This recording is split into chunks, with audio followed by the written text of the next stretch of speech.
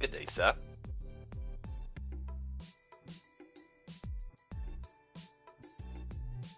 Doing alright, doing alright. I guess we might as well start. Right, I keep forgetting that my voice setups is, is what it is. Well, I have 3 channels. Microphone, the main so they game. Only heard me now on stream, right? Kinda, yeah. Anyways, should be live, sort of, ish now, so, wonderful, Yay, I have hey somebody everyone. to talk with today, so, how the fuck do we want to actually, start this? Well, I already had an extensive chat this morning on Playter's stream about all this, so why don't you start off and give us your sort of impression or rundown? Right. Oh, alright, so let's see, so, so starting with the, what's happening, for those that perhaps don't know, greetings just there to everyone, and I haven't seen this many people on the start of the stream, like, for fucking ever. And it just shows that the most exciting thing that has happened to a game as of this fucking year, literally this fucking year, is this event. It showed on Playter's stream as well. I think he had it peaked like 500 viewers in total, which was unseen before. Pretty sure. It's quite interesting. No, let's let's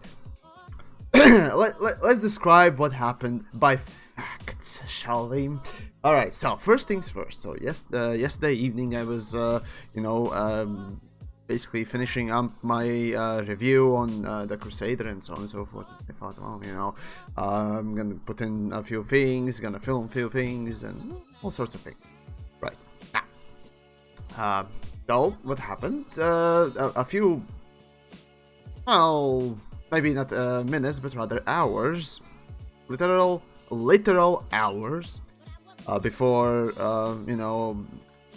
both the servers reset, and of course before I went to sleep and all that stuff, was, oddly, some sort of a GalNet article appeared saying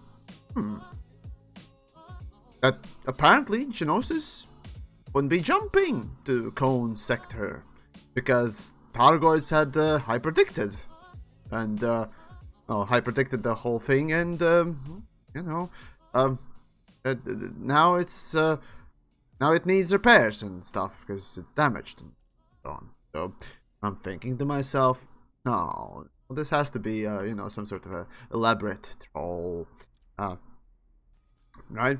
Then I look it up a little while after, then comes out a proper link to GalNet article, and anyone can easily view it without having that specific leaked link. And yes, apparently it was true. So I think, all right, this will be interesting. So let's see what's happening. Okay, all right. So that's the first thing that kind of went wrong. Sort of by my accounts, right? The article is released too early. Usually, back in, well, actually, now that I think of it, has GalNet ever blown its load early before?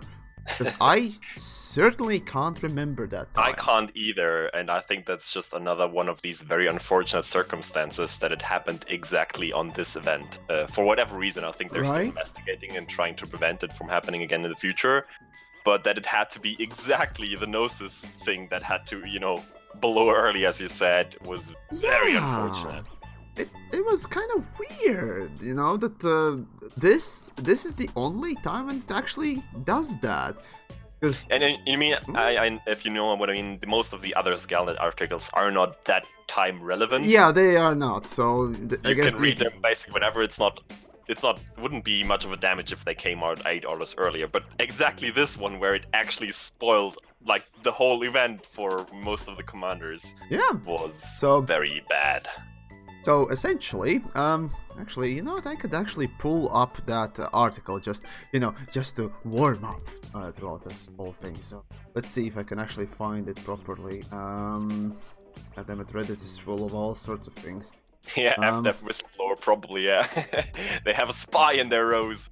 Oh, okay. Let's see. I mean, it happens.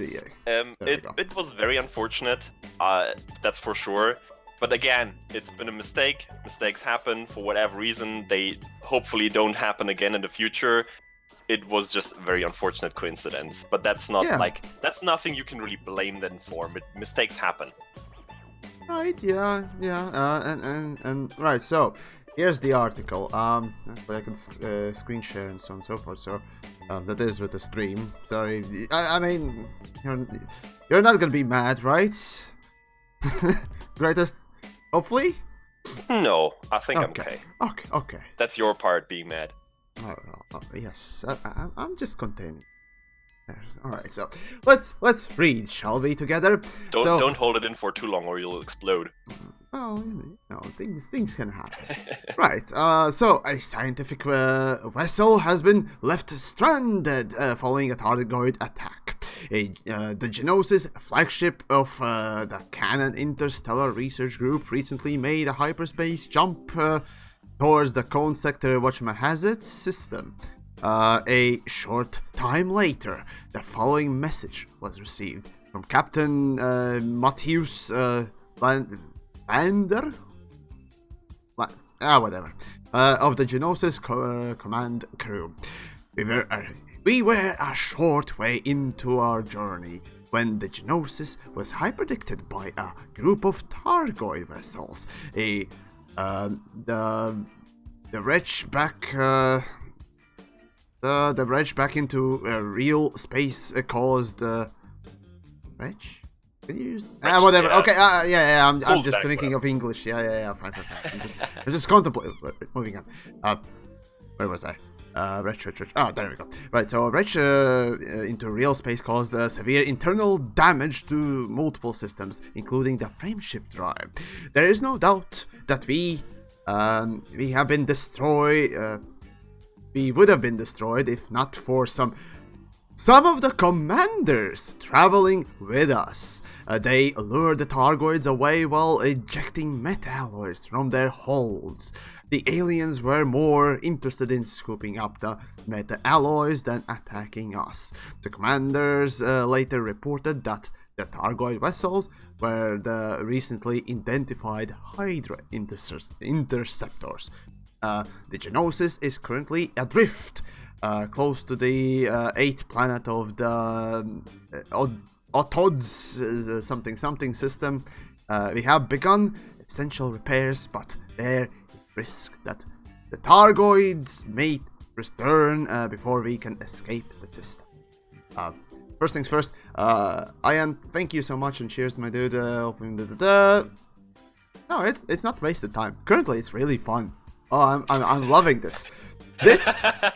Right, so, to put it in perspective, this is even funnier and stupider than when developers actually had to remove a mission because of the down-to-earth astronomy, and then later me posted videos how to earn absurd amounts of monies by skimmer missions.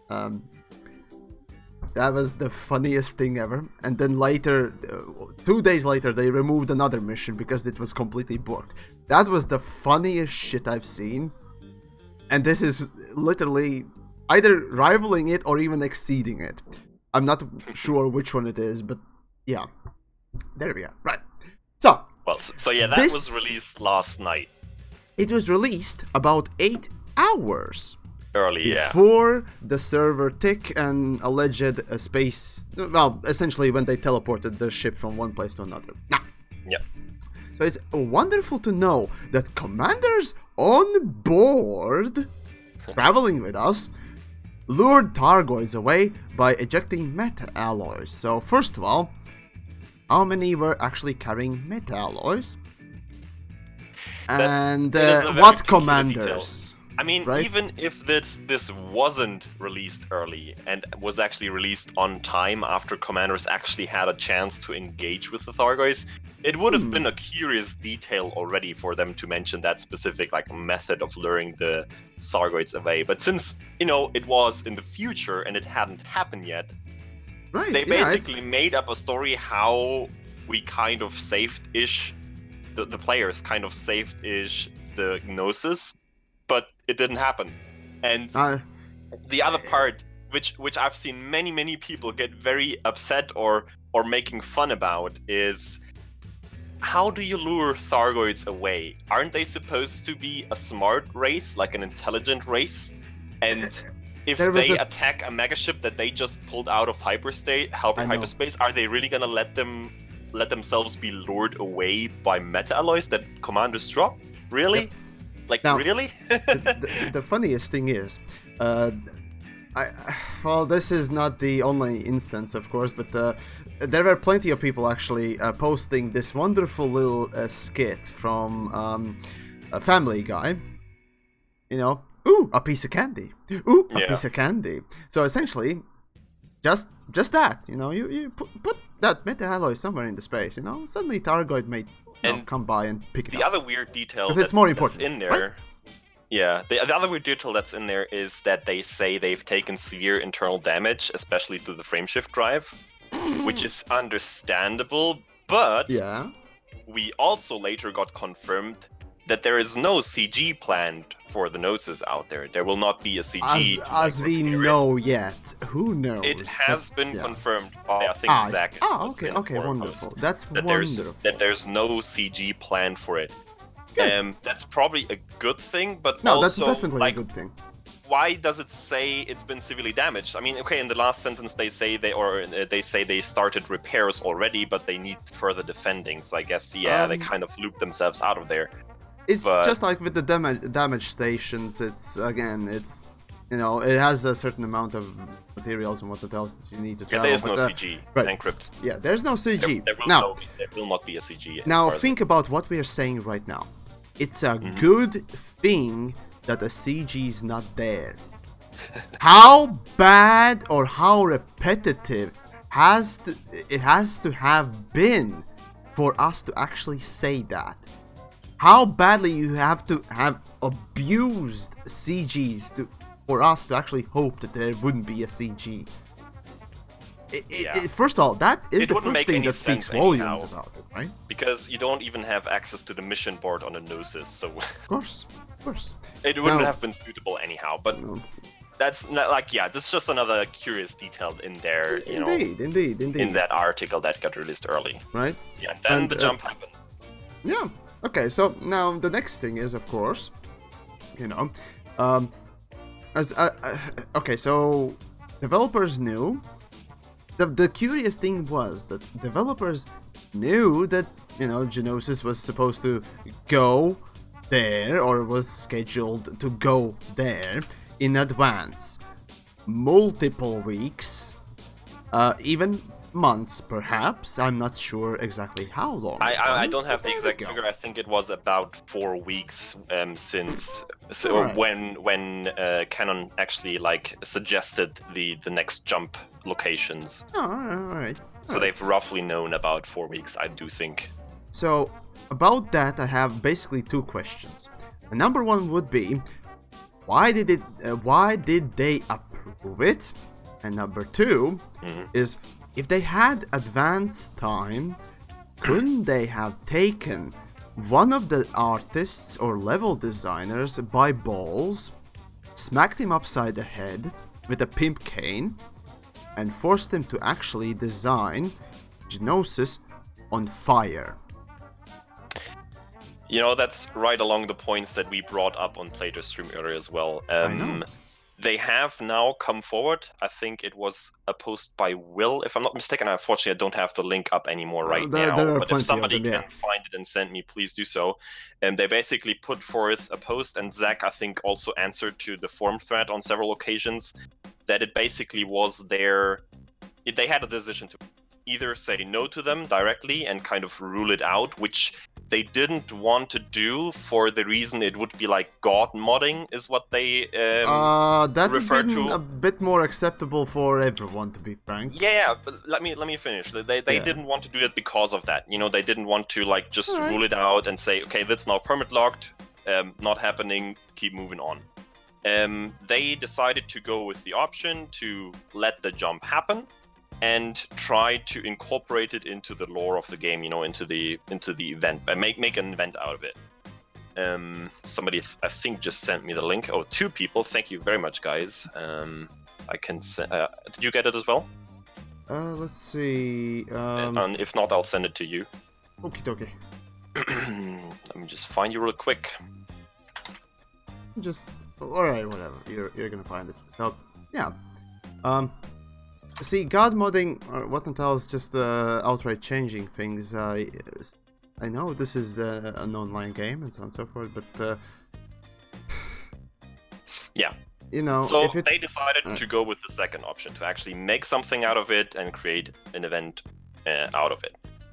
So far, so good. I mean, if it was the right decision, you know, looking now back on it, how upset people got, it's probably for them to discuss. Maybe they completely misestimated how the community is gonna react to this, or what they actually expect. I think that's the biggest point here. They completely misjudged the expectations of the community.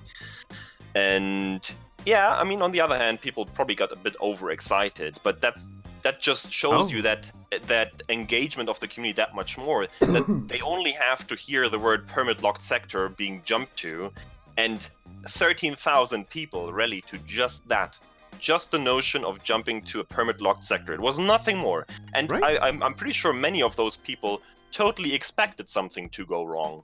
Plenty of people expected that. I saw plenty of comments like that. I mean, yeah, sure, everyone with the hindsight could say that, but there were a decent chunk of posts in forums I did see. Yeah. Well, again, even though I don't write in forums that often, I do read. Me neither. Me neither. So yeah, there is that. Unlike devs who seem to not really willing to be engaged on Reddit that much, I do both. Just saying, wink wink. But no, that's a cheap shot there. Right. To keep everyone up to date, the Gnosis is the mega ship that belongs to Canon Research, which is a player faction in game, a very big player faction that does a lot of scientific research stuff. They try to figure out all these riddles that FDev occasionally throw our way, but they are probably starved as well, which is probably why they jumped on this occasion, because how long is the last big riddle stuff ago? Like a year that now? Was the it was the Guardian Beacon. Before the Guardian Beacon, we had the normal new the structures. Guardian Beacon wasn't really a big riddle. You had to shoot stuff, as we usually do, really dangerous, and that's it. Guardian Ruins. Yeah. That's literally was the last big one. Was it really that big though? For me, the last really big. It was very complicated.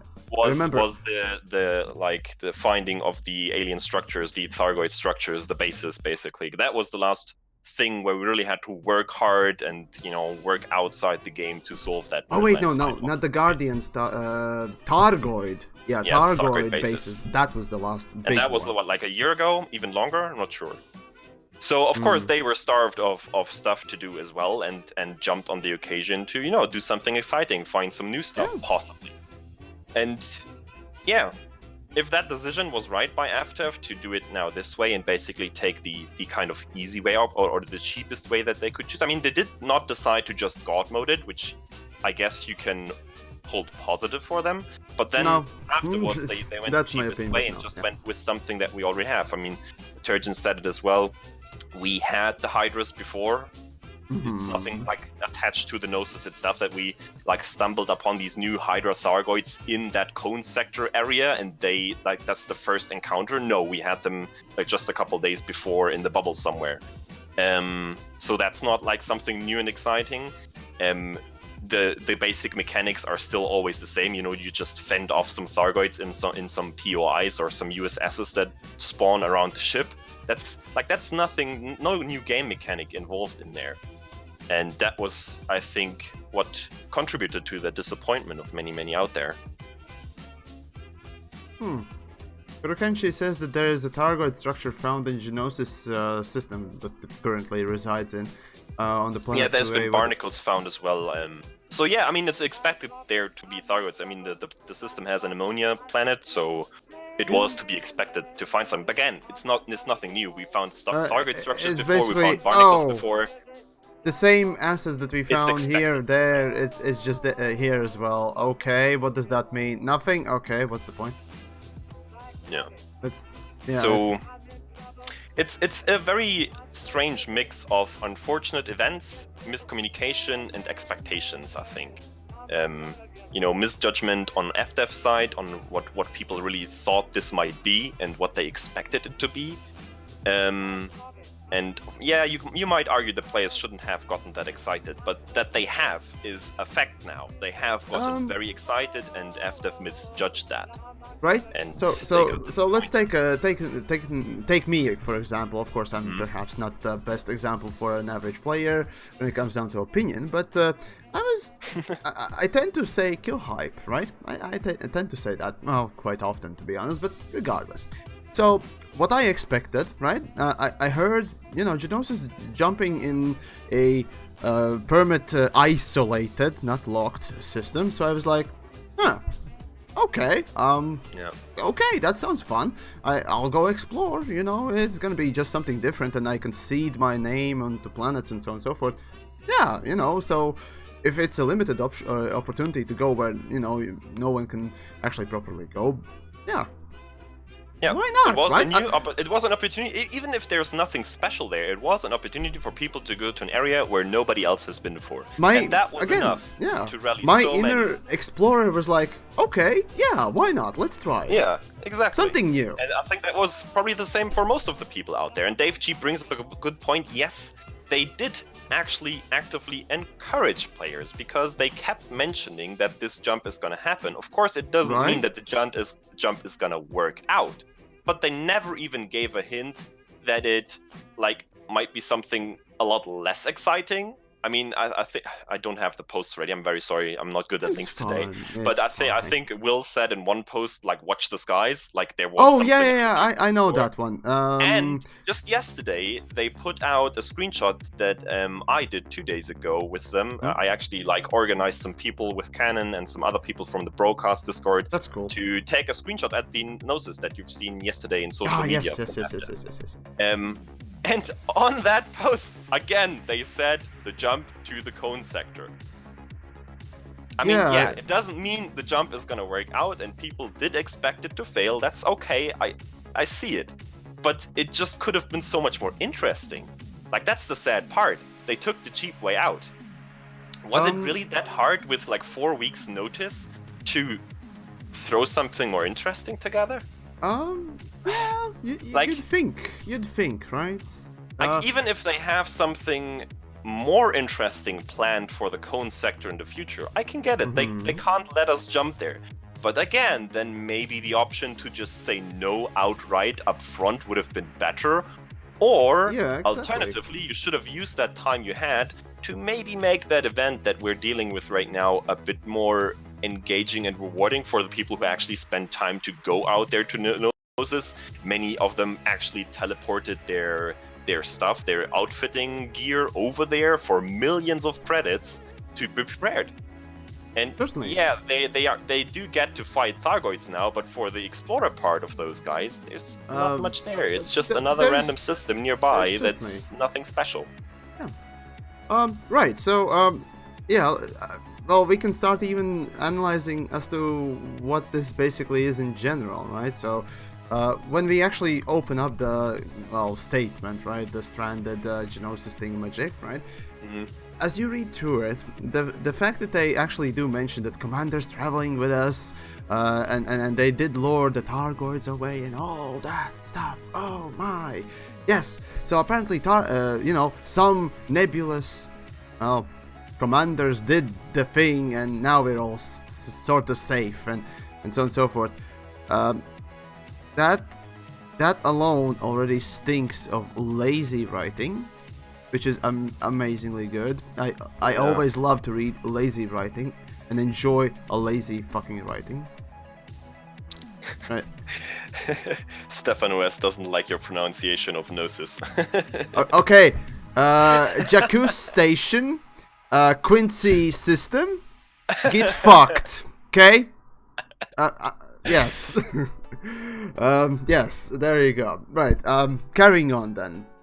Right, so now in general, it's lazy writing. The bottom line is, it's just lazy writing. Unfortunately, as it is, when it comes down to this game, of course you could say, "Oh, what did you expect?" You know, it's Elite Dangerous, but well, you know, just like with everything else in this game or any other game, I do hold some sort of standard, and any one of certain standards. How else are they gonna, you know, improve if they fuck up, or if I don't say that it's bad?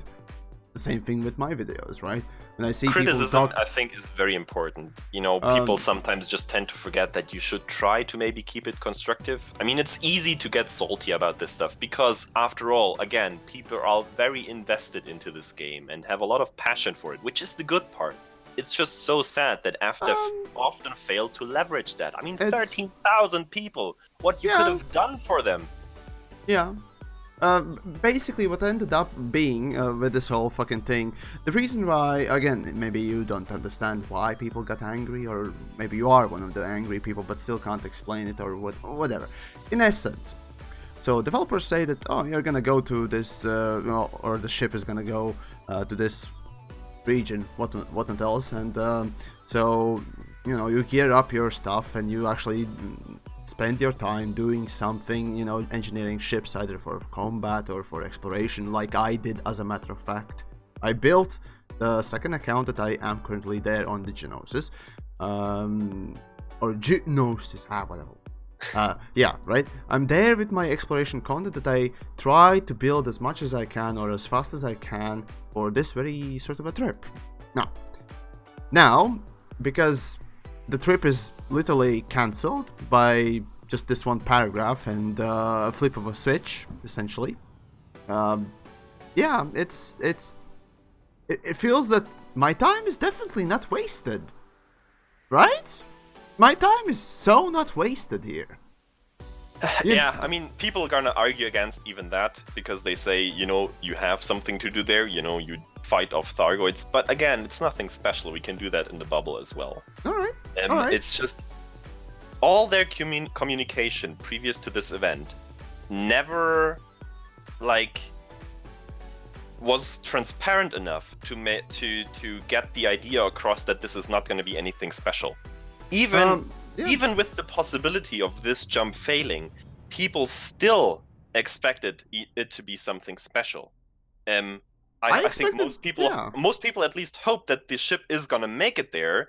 The hints were dropped beforehand that there's gonna be Thargoids all around, but that's fine. People prepared for that risk. They were totally willing to lose their ships out there, as long as they had something new, something special, you know, a new area to explore, maybe even something more special in there, because, you know, it's a permit-locked area, there's gonna be supposed something special to be in there. But that didn't happen. Just simply area that hasn't been explored, simple as that. Yeah, and they ended up with a totally not special event that left them disappointed. It was just simply we're hyping the story up, and no, it's just not gonna happen. It was designed. The bigger insult in some ways is the fact that they already knew that, you know, we're gonna just cancel it, and instead of letting some sort of a narrative go and whatnot else. And I think after they made the decision to go forward with it and let the jump happen, in which form whatsoever, it was already kind of doomed. Because there's no real good way to communicate to the player base that this is not gonna be something special without giving anything away. So in my opinion, it would probably definitely have been the better option to just cancel it outright. You know, saying no to Canon when they suggested the location. Disappointing. Say no, yes. Sorry, we forgot to lock off that sector. We're gonna fix that right now. Maybe we can come up with something different. You know, a different event for you. Make it halfway interesting at least. Make it worth your time. But we can't let you jump to that sector. It would have probably not even surfaced to the general public that, you know, the original location was something different that they planned for and they weren't allowed to go there. I would definitely raise some sort of a stink about it, because I was just hoping, you know, I'd go there and just explore a little bit. You would have only known about it if Canon made it public that they weren't allowed to let the Gnosis jump there. If they wouldn't have told anyone, nobody would have even known. That's the thing. So yeah, we could have still had that event like in a normal jump when the Gnosis jumped to a random other system, you know, whatever would be next on the list there. And got interdicted on that jump. Maybe, you know, close by to the cone sector without actually wanting to jump in there. But that would have been enough of a hint that there's, you know, maybe these new kind of hydrothargoids in the cone sector, and the Gnosis got too close and got hyperdicted. Would have been enough. Would have worked exactly the same way, same outcome, without disappointing the player base too much, probably. Well, there definitely certainly are plenty of ways to make this sort of a thing not happen, seem better and so on and so forth. Right, so to give a bit more background on as to what is, why and how and what else. So first things first. So apparently, as far as I understand, correct me if I'm wrong, of course, the whole cone sector was also supposed to be locked, yet those pesky cannoneers seem to have found some systems or places that actually were not locked. Yeah, most of the cone sector was locked, except for I think 3 systems, kind of in the middle of it, that were not. I think there were more than 3. There were plenty. Maybe it was more. I'm not sure. There definitely were more. There were some systems in the cone sector that you could not reach with normal jump ranges of ships, but they were not permit locked. So yeah, Canon discovered those and said, okay, if we can't jump there, let our megaship jump there because it can do the distance. Something like that. That came along. So yeah, okay, fine. And though the question on my end, at least, was, you know, okay, well, you don't allow us to jump there. You made a mistake. Okay, you know, hey. I make plenty of mistakes in my videos, and I do admit them plentifully and whatnot else, and see, well, people tend to just have a chuckle on it. The same thing would be on my part about Elite Dangerous as well. I mean, you forgot to lock it down, okay, fine. But, yeah, in any case, I think in that area there would be at least certain bunch of systems that could have been just given to players to explore, and yet wouldn't have any narrative-ish sort of a purpose. Because the reason why cone sector is locked, because it has a narrative purpose for the future. Now, great. Yeah, but if you just, you know, throw the players some systems to explore, and then there's nothing in there, it would have the same effect. It would just disappoint them. No, I full well wanted to go to cone sector because I just wanted to explore a place that is surrounded by permit-locked sectors, and I normally couldn't get there. That was my one reason of going there. Really, that was the reason for many people, I'm sure. Yeah. Right? But now. Okay, so speaking of the permit-locked stuff, now I did ask Will directly. I did send him the question to pass on to the team, or maybe even just answer in general, whatever he could answer, as to why there are permit-locked systems, why there are so many of the sectors, as a matter of fact, permit-locked. Still haven't heard back from that, but generally there's the answer in more or less today's sort of answers on the forum threads and so on and so forth about why they exist, and of course that is for the future narrative reasons. Now, greatest, you as a player who has followed the game plentifully enough and for a long time.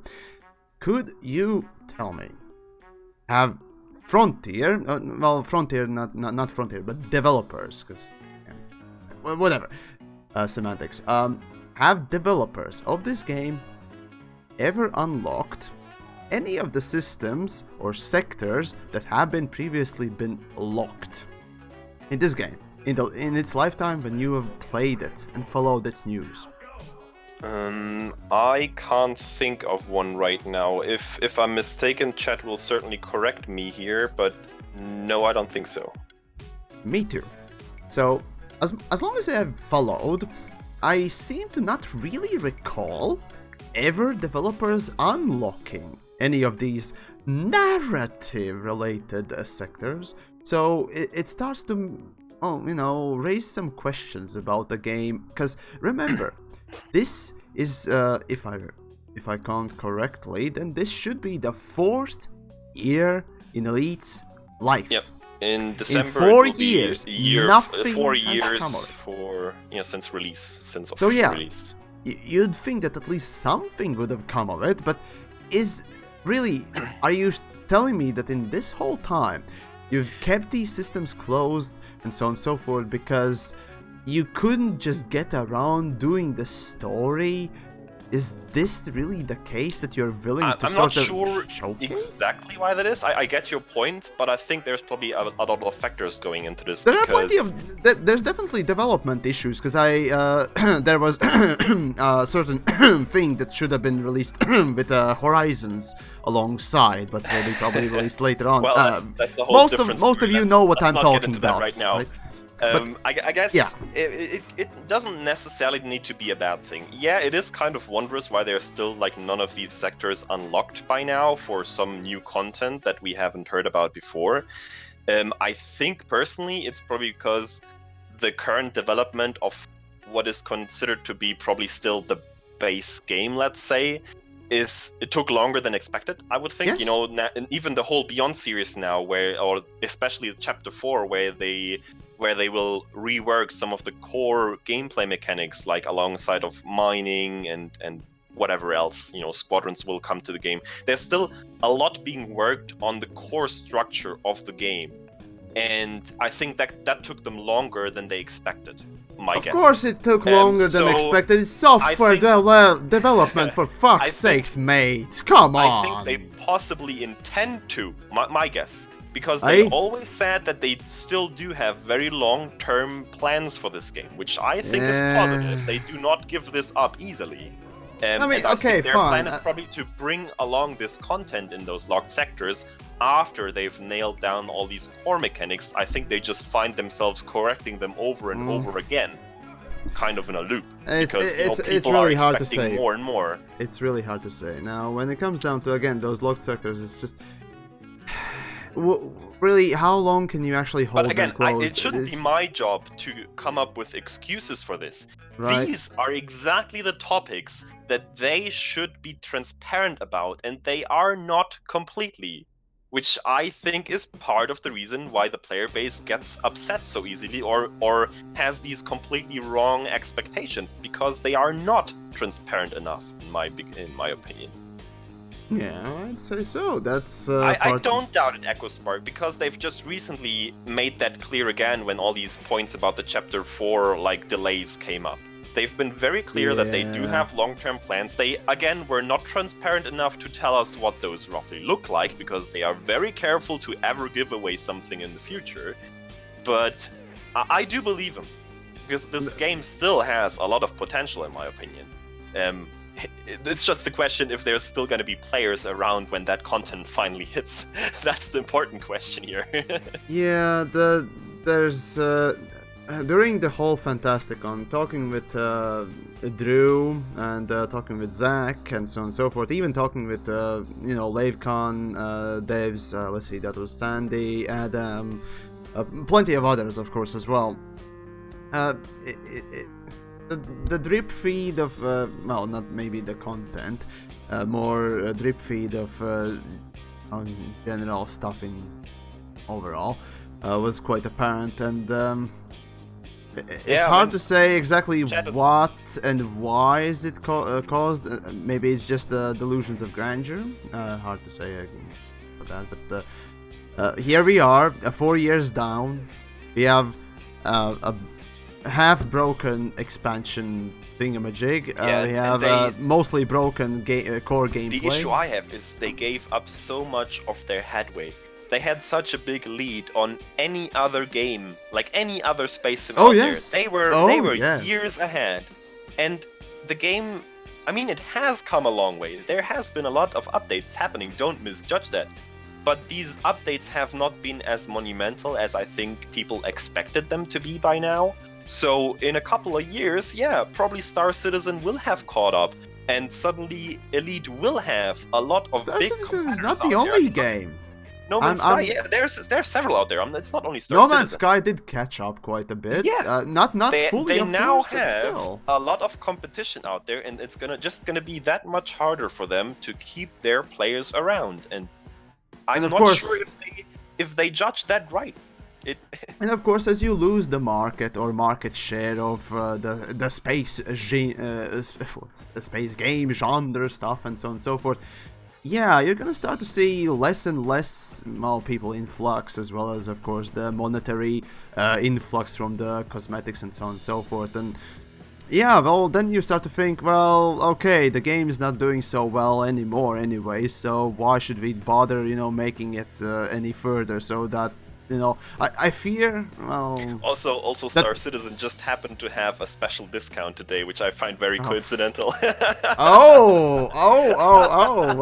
Well. Remember, folks, I do not recommend pledging to Star Citizen as a crowdfunded project, unless you fully know what it is and how it works. So remember that and carry on. Good advice. So that is my personal opinion. Just putting that out there. Indeed. You have, I mean, literally you can go better for fucking No Man's Sky if you really want to. Anyways, right, so... Okay, so I don't really sound that angry about it. I find it, well, yeah, I do find it quite funny. It is. So which is why I am not that angry, but then again, as a player, I am quite disappointed in the storytelling, in the rush job, just the poor execution. They'll be around as long as they can hear you. Which is another big point. Like, Elite relies heavily on its community, especially currently in the kind of drought of content, how it feels like for many people out there. It certainly is. Create that content. I mean, the canon is the perfect example. It's a big player group that keeps people engaged in the game. It keeps them busy. It gives them a purpose within the game. If those groups thin out or those people are not around anymore, it's gonna have a chain effect on a lot of the player base. And I really hope that FDev are not underestimating that or misjudging that, how big of an effect that can have if people turn away from the game. I really hope they kind of have their eyes on that. I don't know. Okay, so actually, now that I think of it, from Fantastic Oncoming, there was a rather interesting topic that came up about my own content. The fact that yours truly doesn't offer solutions in his videos, and I have said this in the past and so on and so forth. The reason why I don't do it is because I don't work for them. I am not paid to come up with ideas how to fix their job or work in general, because, well, I'm not running a charity work for a company that can actually, hire someone, because they have money for it. But no, so let me offer some actual solutions. How could they done this a little bit more better? So let's have that little quick thing. So first thing, as I said, you could have just opened a small portion of bunch of systems and what else for players to explore. And for whatever reason, you could introduce the Targoids coming for the Gnosis and what else, or attacking it, or attempting to attack, and having Gnosis just be forced not to stay there for a week, for 4 weeks. Stay there maybe for a few days or just a week, right? It always has to be like and a then week jump because the Gnosis can only jump whenever there's a server tick, and that's only on Thursdays. So yeah. So a week. Let's say so you jump in and jump out in a week. You cut down the travel really quickly. Some people get to explore it a little bit, some people don't. Well, there you go, but slowly but surely introduce the Targoids, and there you go. It's not that hard, to be frank. Putting in some instances and spawning in Targoids probably would be one of the easier things. You don't really need to control them, just plop them in, and boom, you go. But still, whatever. So yeah, or you could have done just, you know, jump in. Even for the 4 weeks, allow people to explore the, well, nothing special planets or surface star systems in general, and jump out. Simple as that. Or as you jump out, you know, have Targoids attack on the other end. In a way, why not? That would also be quite interesting, and of course everyone would get their little dose of Targoidness and the cone sector and whatnot else. Again, as I said, didn't expect the cone sector to hold any super amazing things or anything. I never hoped for it. I was thinking, yeah, if they allowed to go there, if they actually publicly announced that they would be going there, then that means there's nothing. Or maybe the story would be pushed forward, but since it is locked and it's limited time offer thingamajig, I highly doubt developers with well, from any online game sort of perspective, limited time, narrative, drive, well, whatever you can call that sort of a storytelling, is not the greatest way of doing it. So it won't be holding any sort of a sway over the general sort of narrative of the universe. So fuck it. You know, you jump there, explore, jump out. That's it. All right, fine. I wouldn't be really that sad about it. I would actually be enjoying my time, you know, putting my name in places, and that's it.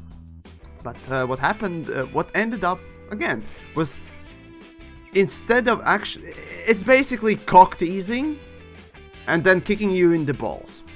It's literally that. Tease, yeah. It's just teasing you, and then just smacking you in the nuts. That's why I'm gonna stick with the notion that, I mean, you know, who would be saying no to fucking Canon angry upfront about that? would have probably not been one of the worst options to go with there. But since they did make the decision to go with the jump and make something from it, was it really that hard to, with that, like, I don't know, 3 weeks or so notice that they still had after making that decision, to make this worthwhile? Even for the explorers, not just for the people who actually came along to fight the Thargoids, but also for the people like me, like myself, who I brought a hybrid ship. I brought a crate with certainly not a combat outfit. I was rather more on the side of, you know, slapping a Xeno scanner on there, detailed surface scanner, you know, everything you need for exploration, and then some combat added on top of it. Yes. And I went there with the expectation to at least get to the cone sector. And even if there's going to be Thargoids there, which was kind of to be expected, that would be actually kind of interesting, to right? Maybe like sneak my way, you know, through the lines, make it out from the Gnosis, and then be able to explore around a bit. Maybe with constant high predictions, I would have been fine with that. Because I have my field generator with me, and I would have probably been able to escape them over and over again. But that way, it was quite a bitch, but alright, fair enough. You know, they could have done so much with this. I can't, like, even with current game mechanics, it wouldn't even have to be something new. Just, you know, letting us jump there, not even having something special there waiting for us, and kind of letting us fight back against the Thargoids, maybe conquer some systems, like to remove the permit lock and grow from there. Oh, there could be all sorts of things. The only reason, like, if that's not an option for them, the only reason I can imagine why is if they really have something a lot bigger, better planned for the cone sector in the future. But was that really worth the hassle to just not say no from the get-go? That's kind of the question. I honestly, okay, so when I talked with Zach in Fantasticon, so the reason why he released, or rather, well, there was a release in general from the Frontier about the whole cancellation of fleet carriers and other things, of course, as well, was that, you know, if you do it now, there will be less of a backlash in time, you know, letting people down easy. So, what the fuck happened with this one? You had literally, was it like, okay, so some intern accepted the Canon's request to go there, And then a week before, you know, the ship was about to jump, developers just woke up and somebody higher up realized, oh shit, what do we do? What do we do? Just script some nonsense? Okay, give it to Bob. He's gonna write the baddest script ever, but fuck it. Just give it to him. Give him the wheel. Don't discriminate against Bob, please. Okay, Jane. Let's go with Jane. Okay, let's go with Mary Jane or something like that. Yeah. She did it. To be honest, I don't really care how that came along. That's up to them to decide where they made mistakes, how they could have avoided that, how they could have done better. It's just here. I'm just here to ideally get across the general notion of the community. You know, the feedback that we experience here, the sentiment that the community has now after experiencing this, to kind of, you know, try to focus that and compact that for them to kind of understand. And there's also something I have to mention.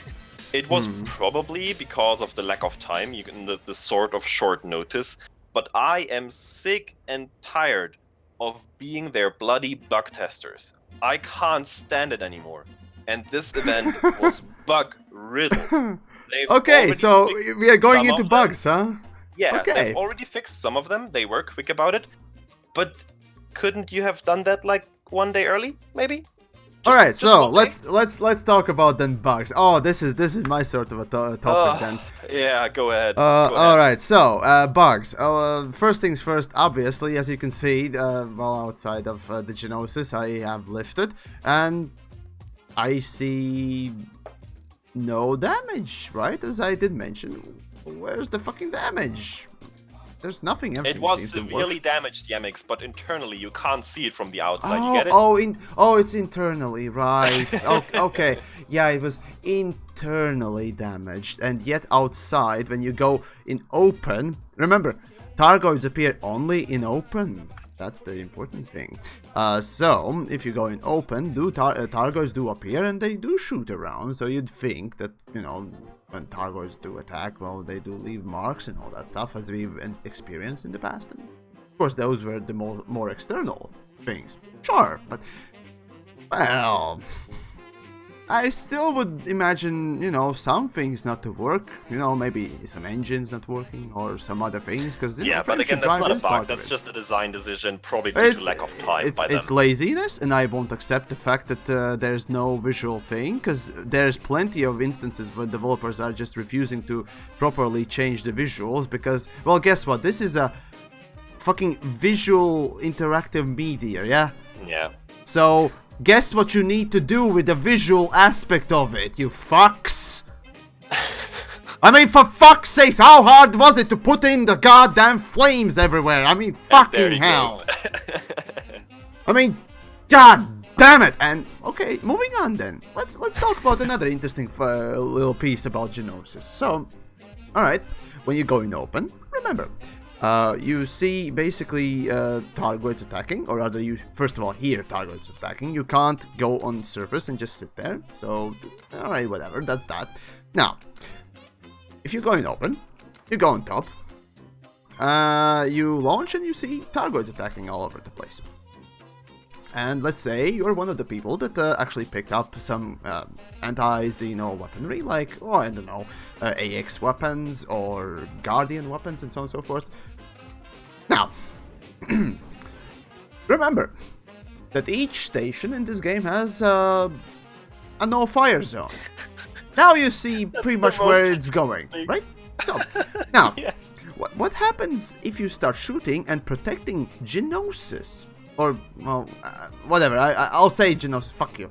What happens when you actually try to fight for the science ship of the game? Or the player group that is very known, well known for, you know, providing people with information and all that stuff, and other things, of course. Here, I know, here. Okay, get a 5. Okay. Oh, okay. Go. Go. Yeah, I just wanted to throw the answer in there. I know the answer. You get a fine if you shoot in the no-fire zone. Yeah, you get fine. Okay, you get a fine for protecting the ship. Now, alright, that wouldn't be bad in the old system, would it? no, it wouldn't be bad if you got a, no fire zone sort of a thing, even though the Targoid is already very close to the ship and attacking it fully, because that makes sense. But nevertheless, okay, so what happens, let's say, if you die and you have that fine? Let that sink in. What happens if you have a fine on Gnosis and you die? Which is very likely, by the way, since there's bloody Hydras outside and they're shooting you. Yeah. So many people died. So what happens? I wonder. Can anyone answer? I want to see the answer in chat. I'm waiting for the chats here. I'm just looking at the chats. Yes, there's Andreas, the first right answer. Penal colony. So, and where's the closest penal colony, my friends? In the bubble. It's 1,500 light fucking years away. So, let's say you actually wanted to stay. Nope, the game tells you to get fucked. Yeah. Now, of course, this is part of not the exploration or megaship part. This is the part of that wonderful thing that I talked with Sandy, and I did specifically mention exactly this to Sandy in LaveCon. And that's the crime and punishment. Crime and punishment is working so well that when you have even a 50 credit fine, which is the least amount of, minimum amount of fine you can get, no matter what you do, if you get that fine, whatever fine there is, and you die, or, if you die, you don't spawn back in the same, ship that you, or, mega ship, or station, or whatever you docked in. Yeah. You get spawned or sent so fucking far away and to keep in a mind, penal colony. Many people brought combat ships fully expecting Thargoids, but if they still Exactly. manage to die, they have to fly out there again, if they even want to. I don't blame them if they don't. In a combat ship, which takes bloody long. Yes. And this is exactly the kind of stuff which I would argue is absolutely unacceptable. These kind of major game-breaking bugs cannot be in an update. Something like that has to be caught by Q&A and riddled out before the release. No, there's first things first. Davis, thanks for the little tip there. Let's get the switcher on these and bugs break. are fixed now. I know. Oh my god! I know Davis, that they're fixed thanks now. for the tip there. Thanks and all that stuff. And right, but yeah. They are fixed now. That's completely right. But after many people died and got teleported back to the bubble and complained about it, because apparently nobody tested this beforehand, and that's not acceptable. No, they tested it. They tested it in Crime and Punishment when they actually developed it. They tested whether or not it actually worked. Though I still, to this time and day, can't really get why. Even Sandy still says, Sandy still doesn't see the issue with the fact that when you get a fine, and you still get teleported away. For basically having a parking violation, a very small parking violation, or a bump and a scrape, or perhaps having a not working... I don't know, a brake light or something like that, right? Just not firing having that. your guns in the no-fire zone. That's all you need to do. Yeah, that's all you need to do, and die, of course, and then you're fucked. Literally, you're just fucked. So there you go. And basically, having a parking ticket warrants you to get sent to the jail. I've said this so many fucking times when Crime and Punishment was in beta, till I got blue in the face. And yet, it seems that this little thing, a thing that really would annoy everyone, I predicted this, it wasn't hard to do, anyone could have done it easily, and a lot of people did, and yet, for some reason, Crime and Punishment was still in effect, and let's remember the fact that, again, this trip to Cone Sector Whatever has it was planned about a month ago. And of course, developers, let's be honest, did know that firing upon a ship, or and again, it doesn't matter. If they were able to fix it within a couple of hours after we, the players, had to complain about the bugs, then they could have also done it within a couple of hours after they themselves tested it before they released it. That's the problem here. It doesn't matter how broken the system overall is. They didn't test this specific scenario, right. And I am sick of being their bloody lab rat for it. There is that, of course, but the interesting thing, from a programmer's perspective, right? When you're making a game and so on and so forth, you relatively, well, I would have accepted, as a countermeasure to the crime and punishment fine gaining on the, no fire zones, you could implement some sort of a dirty trick or whatnot else, either not spawning Targo, but no. Remember, developers had to put in Targoids that would spawn really near to the ship. So, that means that they actually thought about it. Somebody in the company, or the development team, more precisely, did think about what would happen story-wise. So, Gnosis is being stopped by Targoids. Okay, to showcase the Targoids that are attacking, we're gonna put Targoids spawning around the ship in open. Okay. But did anyone there actually think further than that and tested it? Well, it doesn't take shit ton of time to test whether or not if you die and you shoot near the ship, gaining a fine, you get sent back. It doesn't take fucking hours to test that or discover. It doesn't take shit ton of time. If you actually know what the fuck the crime and punishment is, which you should, then guess fucking what? Just the basic interaction. Like, that's the thing we're supposed to do there. Undock, defend the ship, and yeah, you can possibly die doing that. There are two easiest ways of testing, most basic ways of testing something. You reach the victory point, or you reach the failure point. Yeah. And testing failure points seem to be basically absent in this case. Because at this point, it really feels the development team, or whoever was in charge, because who knows, maybe it was 1 or 2 or 3 people, who knows, just decided, okay, the article will say this, put in Targoids and be done with it. We're done. We need to go and develop, I don't know, more cosmetics. The funny thing is, it would have been even more funnier, aka more disgusting, if they actually released more skins today. That would be just the last fucking straw for me. It was just no. How about fucking no? And that was just, the most glaring bug in this event. There were some other bugs which were annoying, or also game breaking sometimes, that people undocked and instantly died because the Thargoids were right out there. They now moved them like further away from the ship itself, which helps, I guess, and that's not like too big of an issue. It was, of course, also annoying for people who died outside the ship, possibly with a fine. You see where I'm going?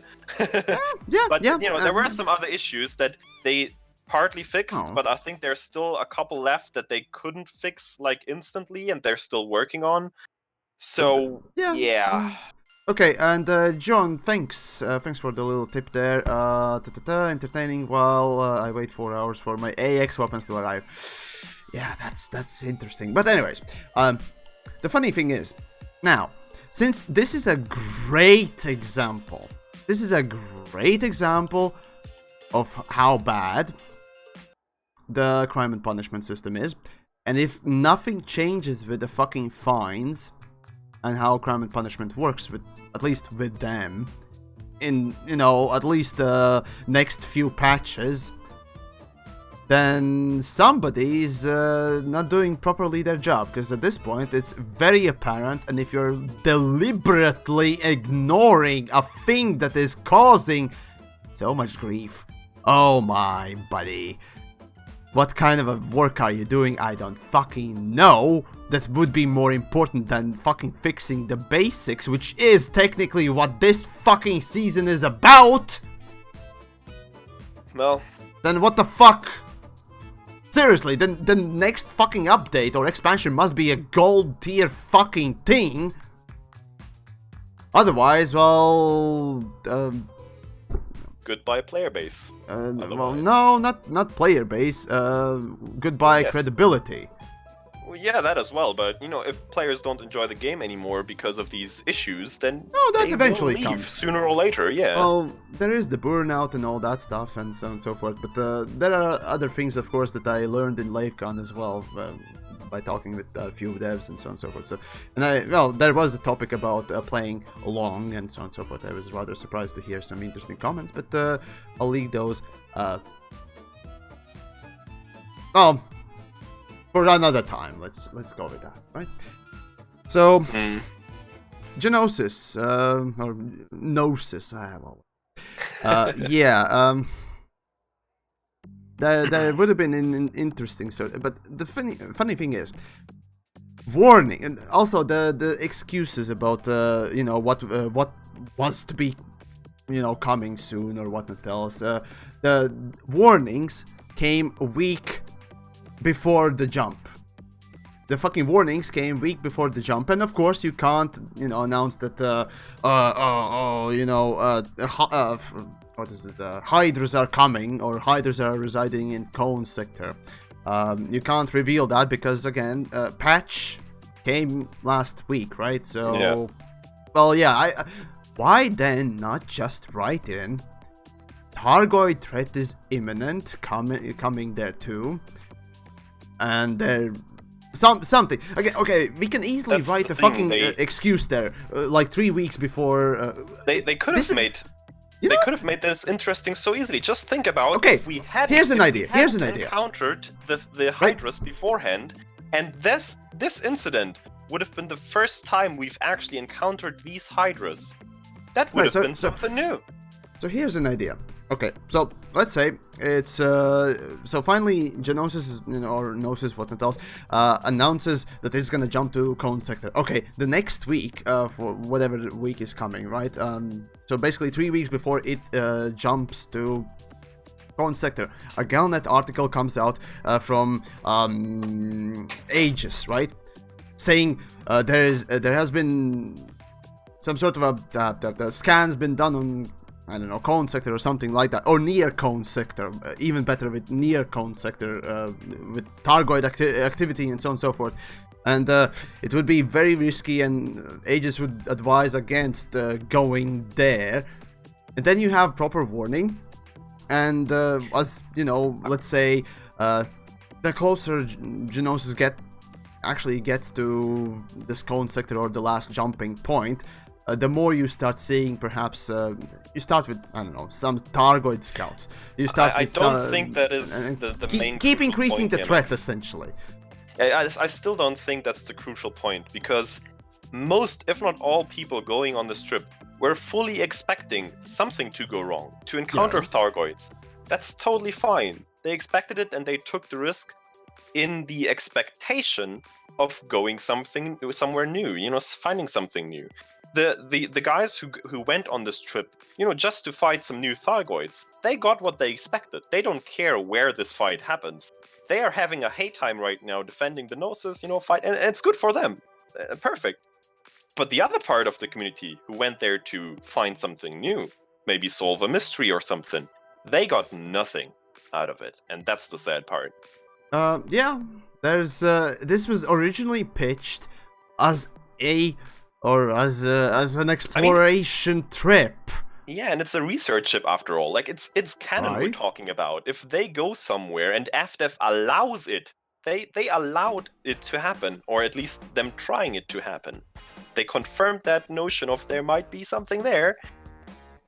It's gonna be disappointing if there's nothing there, or the ship doesn't even get there.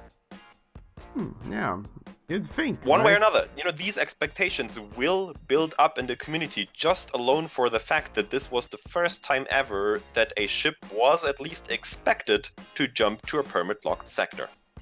And then, just after taking the easy way out and high-predicting the jump and not letting it happen is just, it's just cheesy. It's easy. It's like the most simple and most disappointing, at least for the Explorer side of the community, way they could have chosen. And they apparently did not see that coming. They thought this was the better option to go with instead of just saying no outright up front. And that's what I don't get, and that's probably what they hopefully reconsider for the future as well. Right? Guess what? I'm a wannabe game maker, sort of, in my heart, right? I actually wanted to become a game creator, developer, and so on and so forth when I, before I became yours truly, right? And so on and so forth. So that's the funny thing about it. I have my vision as a creator of my work, while I do listen to, others' input and so on and so forth to make it better.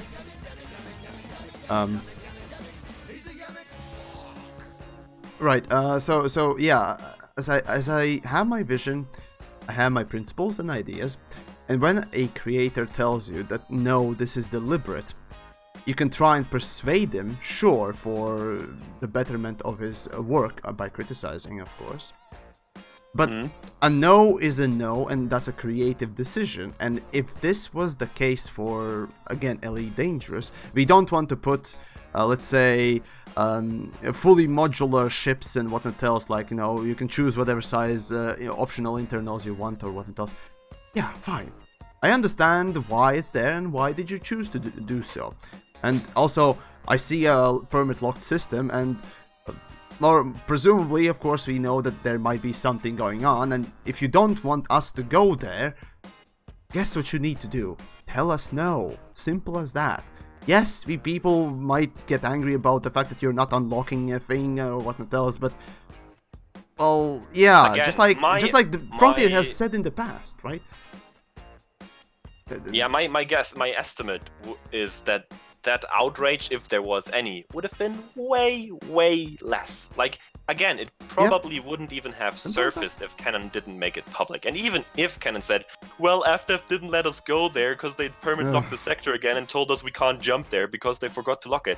I mean, so sure, it's God modding, but guess what? God modding is less fucking caustic, or rather toxic, than this. Yeah, I mean, Purple would have complained about it, right? Of course, but it would have, like...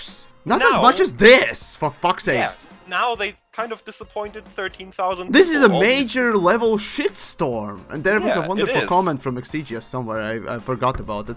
But it went something along the lines, the proper thing that they can finally mix up when it comes down to narrative is a fucking shitstorm. And there we go. Is this really what Frontier can do? No. On a more positive note there, real quick, air troops, thank you so much. Seriously, dude. I don't know what to say else. Sorry, again, I was under my rant and then, yeah. Well, in any case, I always came back from hiatus with the idea for a ship build. Have more fun building it than using the get bored and wonder where is the fun. Yeah, well, right, so, if you're talking, yeah, and thank you again, seriously, tremendously, I mean, I don't know what else to say, so, thank you. Right, but about, yeah, we did actually touch on the fact that, literally, the development of the game itself has stalled so much, that, again, the narrative has stalled alongside it, and other things as well, and you start to think, well... Maybe it's time to perhaps fix it in some ways, or oh wait, no, sorry, no. I guess developing Jurassic Borg is a bit more important than that, right? I guess so. I wouldn't bring that up. I mean, yes, people always throw it around, but if FDev say yes, there are 100+ people working on Elite Dangerous. No, it's not true. At FDev on Elite Dangerous right now, in more than ever before. I believe them, if it's true or not. If they say that with confidence, then so be it. But if what we get in the game doesn't match up to that, you know, the team is now bigger than ever. Where's the team spending their effort, right? Exactly. That's what, you know, that's the next logic question that's gonna come up in the community, and I don't see them doing themselves a favor with that, with these statements, you know. It is perplexing as to now. Okay, so to explain game development in general, how Frontier, and of course, well, Frontier is not very different from any other game studio and whatnot else. So first things first. Of course, Frontier's only game at the time when Elite was released was Elite, right? They had no other games to support or work on, so all the involved people were working on it. Now, of course, alongside it, they started working on the Planet Coaster, and now they have to divide, you know, developer times and so forth, which is okay, understandable. Now, saying that Elite Dangerous currently has like 100 people working on it is kind of wrong, because that might not involve, you know, something like that may involve a writer, that might involve a designer, artist, any sort, essentially people that work for a certain amount of time, and once they're done, switch to another project or do multiple projects at a time, and they don't particularly have that dedicated role for dedicated Elite creation. I talked about this in like the last stream or something like that. Yeah, I did mention it, because again, the only dedicated people for Elite Dangerous would be the game designer, let's see, the programmers, of course, specific, of course, programmers about the whole thing, level designers, depends, of course, how you do the thing, but also writers, 3D artists. 3D artists, no, not necessarily. 3D artists are actually quite flexible. You know, you can use them. But basically, well. I don't care how they split their developers. If they say there's 100 people working on it, how true ever that may be, they do raise the question, well, what are they doing then? Why is there so little, you know, some new Thargoid variant? Wow, super exciting. It's even harder to reskin, kill explorers out there. Yeah. It is not okay, so to give a little bit, I suppose, defense on my part on Elite Dangerous, Frontier Developments, ever since the beginning of, well, whenever I actually started properly following their development process, have been very, let's just say, curiously cautious on disclosing things that they are working on unless they are properly ready for a prime time, and even then, as with fleet carriers and other things, of course, were proven that not always those even may go through fully in the designated time and so on and so forth. But the one thing I like about Elite is that they don't promise. They don't just go out and promise things like certain other space sim project. you know the one that I'm talking about. Elite doesn't promise things that are not already either halfway done or fully done, although Beyond series was a big question mark for me when they announced it and announced the quarter 4 update details. So, well, that might have been just a PR mistake there, who knows. But realistically speaking, I respect Frontier for actually, you know, holding shots sort of about the things that, again, maybe are in works, but they are not willing to hype it up. That's a good thing, but unfortunately... If they don't promise anything, that's a good thing. But, on the other hand, I think the player base as a whole is probably one of the most adult ones out there, one of the most reasonable ones out there. Hear me out. And I do think it would be possible to be actually transparent and show them more, like, not promising, I'm not saying, but show them work in progress and stuff like that. Engage them and tell them your reasoning behind decisions and stuff like that.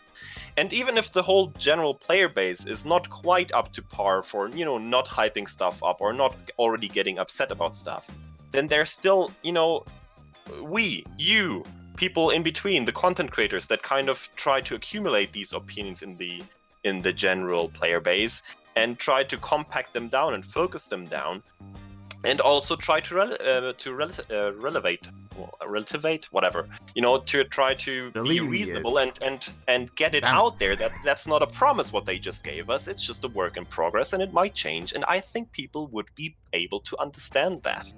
I mean, I am seeing it in many other games and many other development studios out there that they actually manage to the expectations of their community, even while giving away stuff early or showing work in progress, or also an important part, actually going back and fixing stuff if they see that they didn't get it right in the first place, which FDev rather rarely ever seems to do. That's it. That's a fact in my that's what I observe. A rather interesting, way of communicating things. I'd say certainly. I mean, it's cool if they want to get stuff right in the first instance. That's certainly a good thing. But you're not perfect. Like, even a development studio with many games, even hundreds of people working on a game might not get stuff right because they lack the general peer feedback in the beginning when they're still testing stuff, ideally. So they might get stuff wrong, but that's not a problem if you then go back and fix it. It might take some extra time, but that's kind of a given. And right now, everything seems to take extra time already, so would have been much of a difference? I don't think so. I mean, people are bringing up CD Projekt Red. Look at Digital Extremes, the developer of Warframe. Look at, I don't know. Yeah, Warframe would be a good example. There's other out there, but those two are probably the most prominent examples of developers that actually manage to be actually transparent and at the same time manage expectations, because they are so transparent and the players actually understand that. And I think FDev is for some reason very afraid to do that. It's, I don't know, either that, lack of lack of willingness to do so, perhaps even sometimes. It does feel like it, because, I do ask quite a bit of questions to the, I do send quite a bit of questions to the community team, the community managers and so on and so forth from time to time, and the only real time that I've gotten answers back were so very far and few between. Of course, I do ask quite, specific questions and so on and so forth, but even so, like the last question that I asked, what are the permit locked systems, right? How should I present them? I still haven't gotten the answer.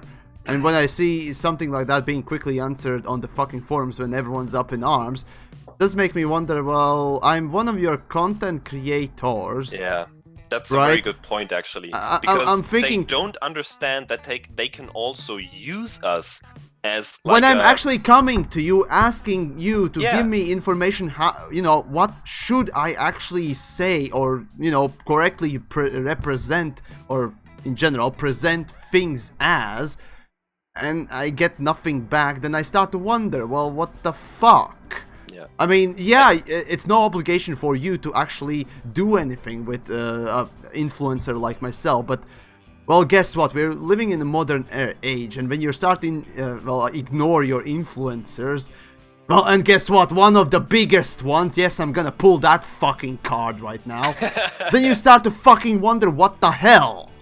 Just whip your cock out. No, I mean, no, seriously, it just starts to... I mean, you are right, it's a fact. What the hell? You are one of the biggest ones out there. It's a fact. So, and they fail to understand that they can also use us to get information out there, to engage with the community. It works both ways. We collect feedback from the community and try to package that up so FDev gets, it in a compact form and can understand it in a good way. So, but you could argue that that's also kind of the job of the community managers. But, there's only so much that they can do. It's always good if they have, like, a first stage where we kind of funnel the feedback. That's always a good thing. It makes their work easier. And it also works the other way around. If we get information from them, or, just some inside things or whatever, just general feedback from them to the players, we can also forward that. And it doesn't happen on many occasions. I mean, yes, the feedback from the players to FDev via the content creators is always there. We constantly have streams, we constantly have videos with comments on them. They always get that feedback, but they never use this this interaction the other way around to get word out there. They only do it via forum posts, which, yeah, not many. I mean, there's a lot of people on there arguing, but I feel like that information that they put there doesn't get out that much as if they would just directly interact with the content creators.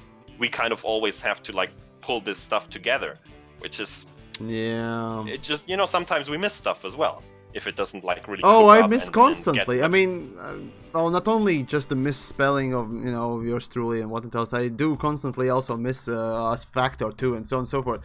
But that's why I fucking asked the fucking... No, I first of all do send in my questions to community managers, right? Which technically would be the people that you primarily ask, right? Yeah, that's your which are there to manage the fucking community, right? Yeah.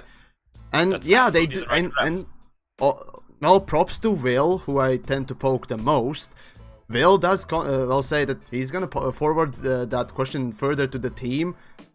But then there's silence. There's no...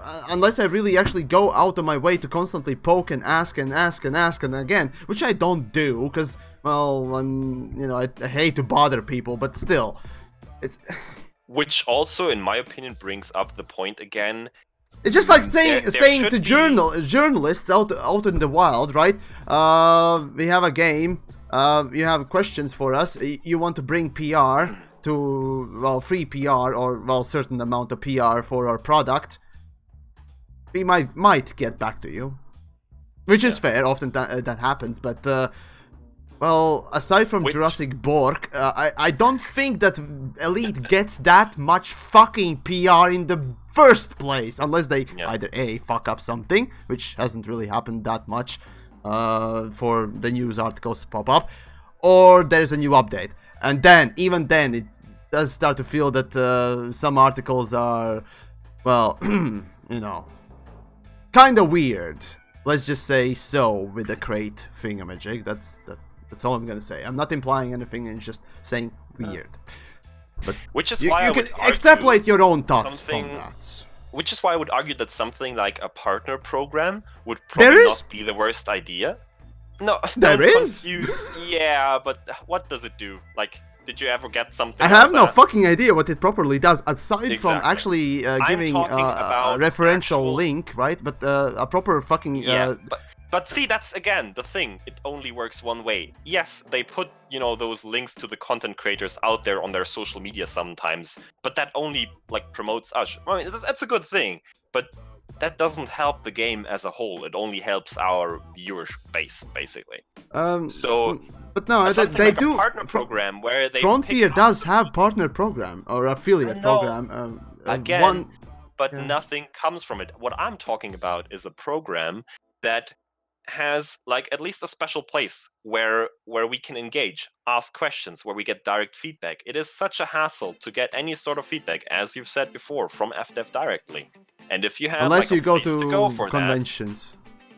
Of course, if you can poke them directly, that's always the best way. But conventions only happen so often in the year, and not all can always go there.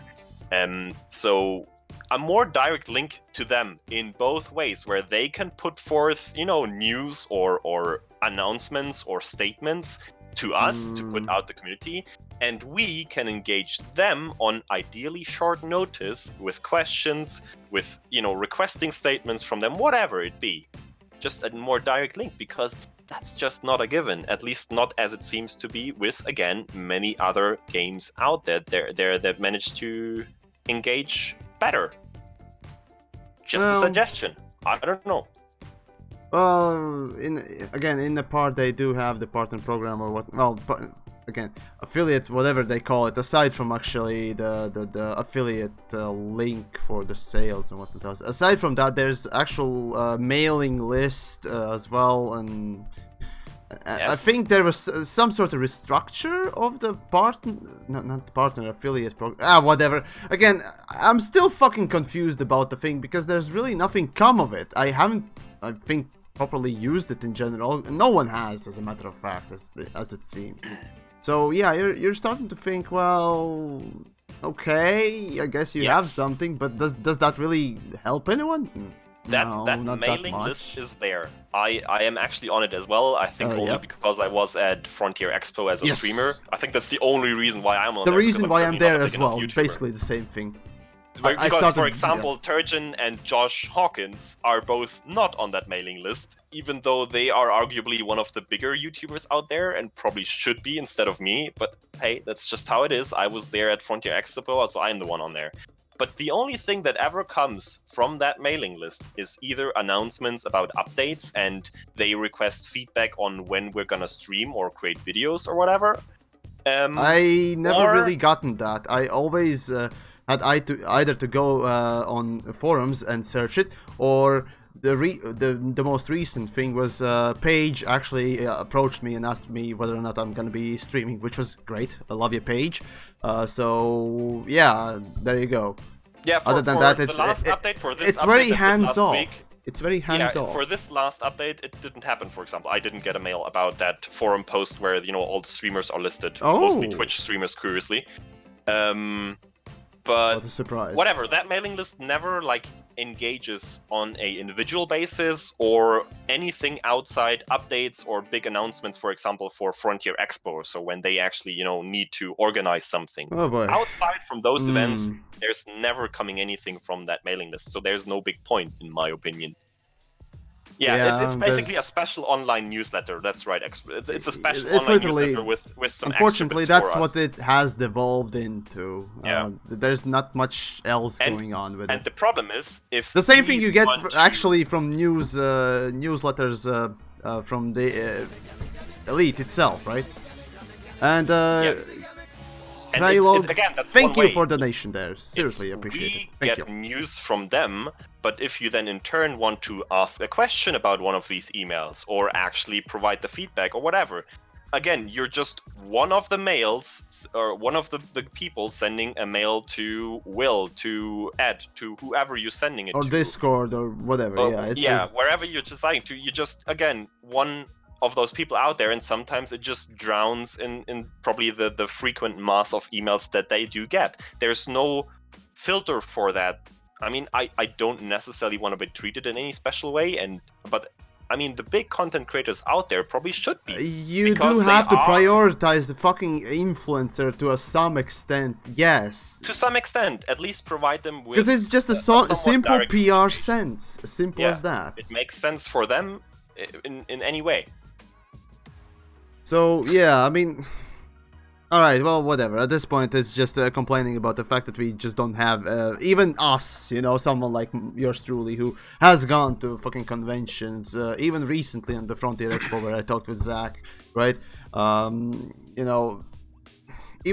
I don't really get the answers. Of course, I'm your fluffy bunny content creator of the YouTubes, so presumably someone like, I don't know, Obsidian, let's go with that target, right? He would probably get a bit more response on his, inquiries. Not because he has more subs. No, again, because the tone and the way he goes by saying and doing things. I don't know. It just seems random. You can't rely on your request or your question actually being read or answered to. You just can't rely on it, and that shouldn't be the case. Yeah. But anyways, Gnosis thing. Let's see. There were plenty of other topics as well. Let's see. So, cone sector. So, to recap generally as to what the cone sector is, those that perhaps just joined in and all that stuff. So, first of all, Gnosis was supposed to jump to cone sector. Let's see if I can show that on the screen where that is exactly. Cone sector. So if you write it in, more or less it's gonna push you to Cone and Nebula, and it's rather far away from the bubble. Well, actually, it's not that far away from the bubble, which is...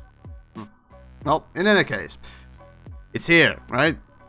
And everything is permit locked and so on and so forth. And the reason for permit locking the area, not only this one, there's the where is it?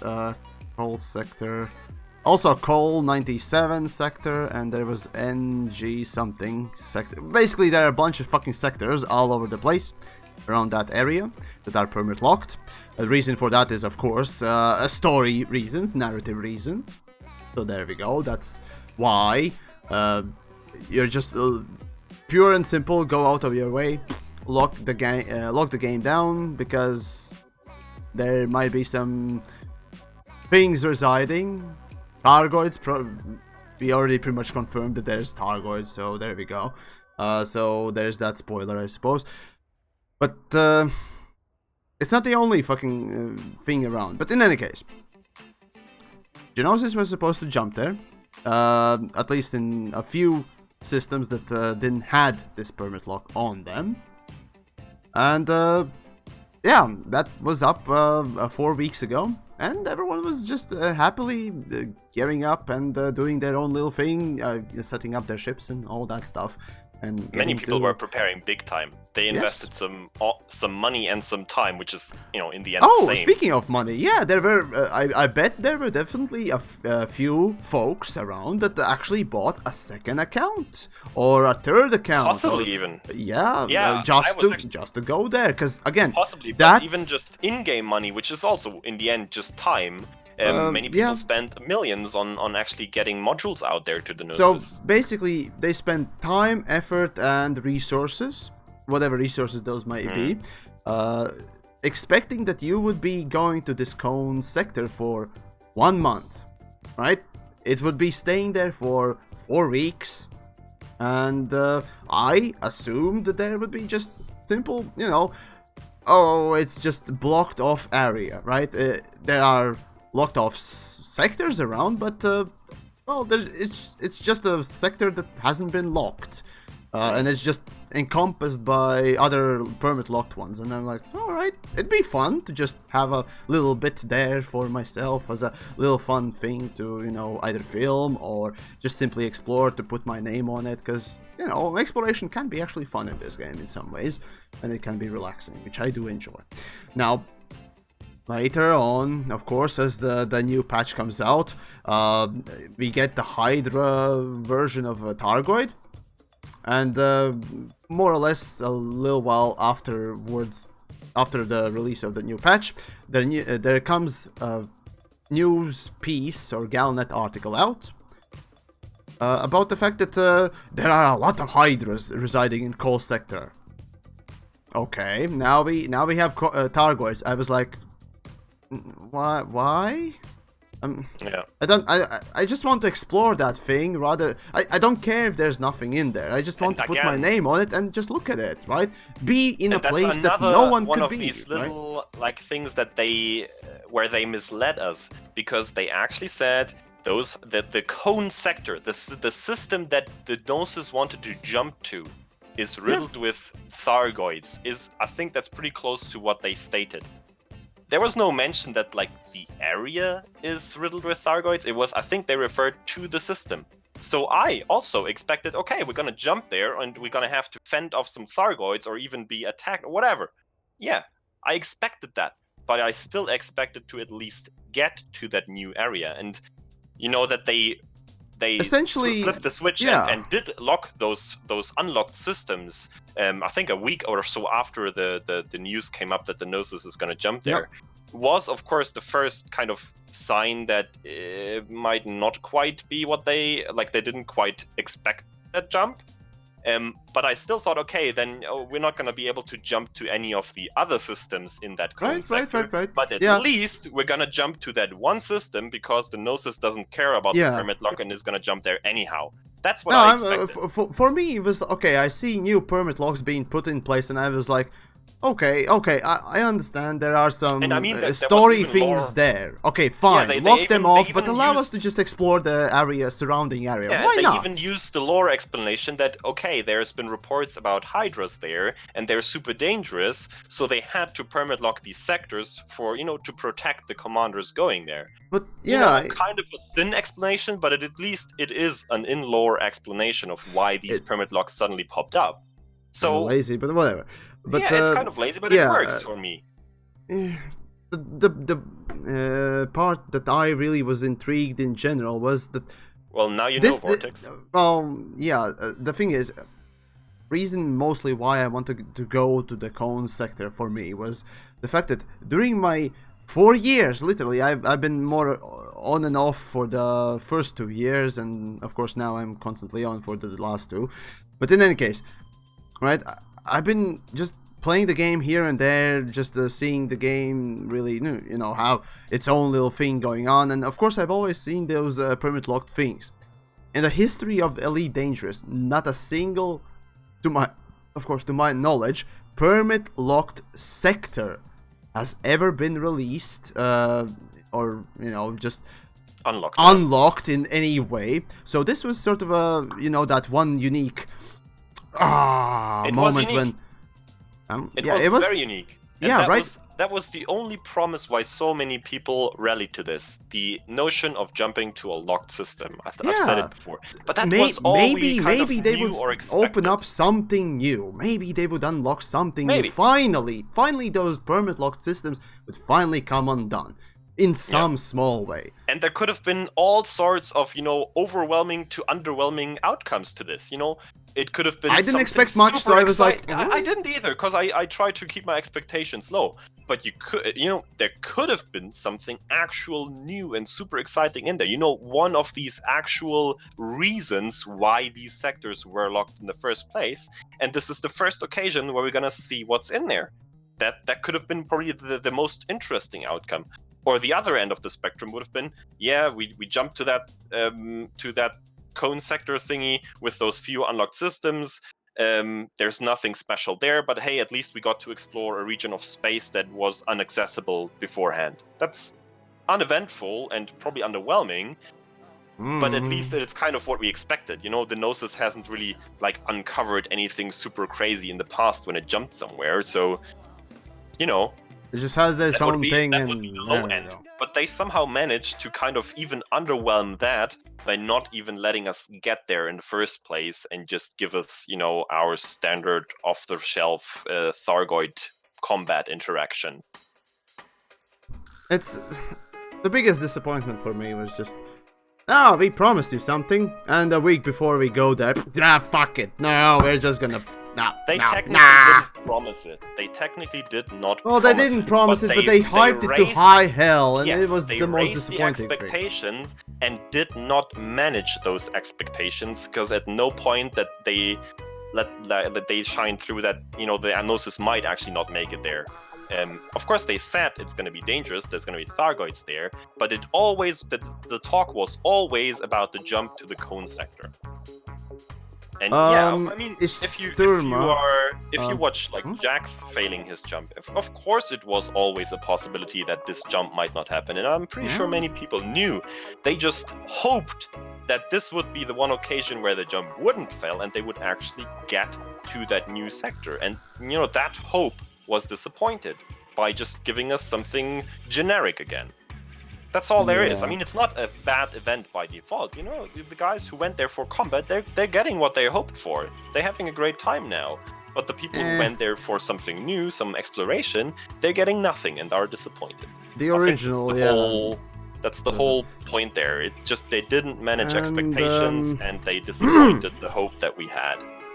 And again, it's probably hard to not do that once you give the go for that jump. That's why I said it would probably have been better to say no to that jump in the first place with Canon, and not even like get it that big, not even let the hype happen. Right. I'm sorry, Alex. I'm gonna have to excuse myself, and because it's getting late here, I still have to make dinner. So okay, so it was great to have a chat with you. Keep on ranting, mate, and have a good time, everyone in chat. Thank you so much. I certainly will. And Zach, greetings guys. There in the chat. Nice of you to pop in. Now, first things before I get to all the other things. Yeah, so of course, big thanks to Greatest, who at least filled a little bit of time here and there and game the things, I guess. Thanks. You have a good night, and right. As for the rest of the stuff, right? So I'll get to things real quick. The first things first. Isturma, thank you so much for your generosity there. Good sir, you keep saying front-end developments not allowing the jump would be god modding, but how is Targard High Prediction for personal narrative, not a god modding. That's a good point. That's a good... It's still...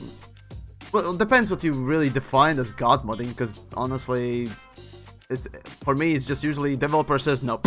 There you go. Ice Dragon, thanks for your contribution there as well. Seriously appreciate it. And I wanted to buy some new skins for my cutter, but since I just uninstalled the game because of this fail. Oh wow. Okay. Hopefully you might come back soon. Anyways, you'll put it to better use. I certainly will, and I appreciate it. Thank you. Right. And yes, greetings to Zach as well. And yeah. Right, so let's see. Hollow jump, right? God modding. Yeah, that one is an interesting question, whether or not it is or not. Well, again, I did state that I would have been just fine and dandy if they just said, nope, we're just not putting it in. We made a mistake at allowing the destination there. Sorry, we made a mistake. There's a narrative reason why whatever is locked. Simple as that. Straightforward talk, you know. You don't need to explain by fucking saying, the Targoids are there, that's why we can't go there, or high predictions. Okay, that's more in-game narrative, but allowing this to go through... Yeah, did no one really think that this would seem like a troll event? It really... No one seemed to have raised a hand and said... well, there was actually a perfect image that... let's see, Turgeon put up on... Or rather, Turgeon made, and I think Exigeous put on the Reddits. Let me just quickly find it real... where was it? There was a perfect image for that. God damn it, where the fuck... damn it. Need to find it in Discord in that case. Give me a sec. I'm a Turgeon. But okay, fine. It's already taking too long to find. Okay, so basically it was just like in Peanuts, right? There we go. Fine, found it finally. There we go. And that's the image. Yoink! This is basically how the game looks right now. I mean, you know... I mean, it perfectly explains what the fuck happened there. It's just trolling. And yeah, I understand. There are, of course, reasons and ways you intended it and whatnot else, but... Okay, well, again, Zach's perhaps not the best person to ask this, but maybe Zach, you can answer this if you're still around. Did no one actually test the crime and punishment results on the Gnosis once it, you know, had its failed position? Did no one actually expect that crime and punishment still be active, and if you shot somewhere within the no firing zone while the fucking Targoids are still around in that zone as well, and you die, you'd be sent back? Did no one see that as a problem? Right, again, Zach, you're perhaps not the best person to ask that, but hey, you're sort of the only one around. But it's frustrating, and it does showcase not only that the story driving thing is just poor. It's also the crime and punishment is still what I said in the past was. Yeah, it was. It was just disappointingly... Oh crap. There you go. It was... Yeah. You shoot, literally you just undock. You shoot whatever is coming at your home fleet base ship thingamajig. And because you weren't good enough to survive and pay up your debt for shooting in that area, for defending it, you get sent back 1,500, at least 1,500 light years away. Then why? Then why did you put in the fucking Targoids near Gnosis? What was the point? To showcase that it's getting attacked? Okay. But is no one really testing this stuff? Because it would be kinda easy to test for the crime and punishment and whether or not it would affect it. You know, respawns. Because it does. It's a well-known issue, as a matter of fact. Zach, so it's a fair question. There was a test before, yes. Okay. Clearly the test didn't work. But the issues were commanders landed and the GalNet article going live a few hours before the event didn't help the community reaction. Well, of course it didn't. I mean, yeah, that was basically the fact that you are just saying, nope, you're not gonna jump there. Aside from that, on top of that, you also screw up the GalNet article. Yeah, it's basically another salt in the wounds, or pre-salting the potential wound there. It's like, yeah, okay, let's you take a pinch of salt, you take a little drizzle of garlic and what else, and of course on top of that lemon juice, because you know we must make that wound properly tasty. It's just, well, to me it was just okay. So here's the shit show. It was disappointing, sure, to see that another thing failed, but for me that was all it was, another thing failing. So GalNet is borked, the game is saying nope.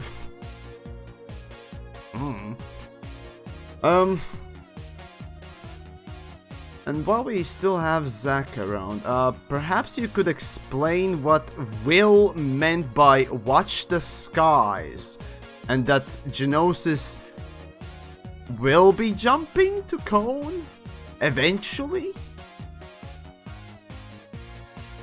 Could we have some details on it? That'd be nice. Because it's so vague that it also already promises something that you really have to start asking questions. So, I don't know. You know, now that I think of it, oh, wait. Shit. I don't have any weapons on my Conda, so I can't shoot and die and be teleported back. I need to go back, or I can lose the ship and respawn, which I don't particularly like to do, so there we go.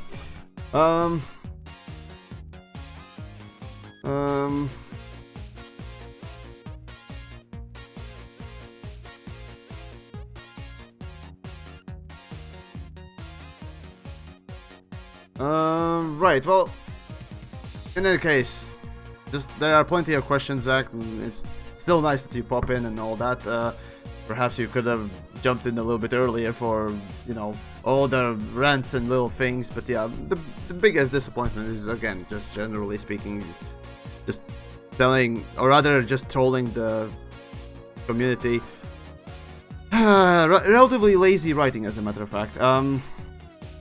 Honestly, I'm disappointed in the writing of the whole GalNet article. It's just, you know, just saying the hyperdiction alone caused the issues would have been kind of plenty enough. I feel. Saying that commanders used, what was it, the meta alloys to lure Targoids away? That even raises more questions. Okay, so, alright, let's examine the fucking thing. You know, at this point, yeah. At this point, might as well do that, right? Right, so, the GalNet article states, where was it? GalNet article, there we go. So, let's do that, yep.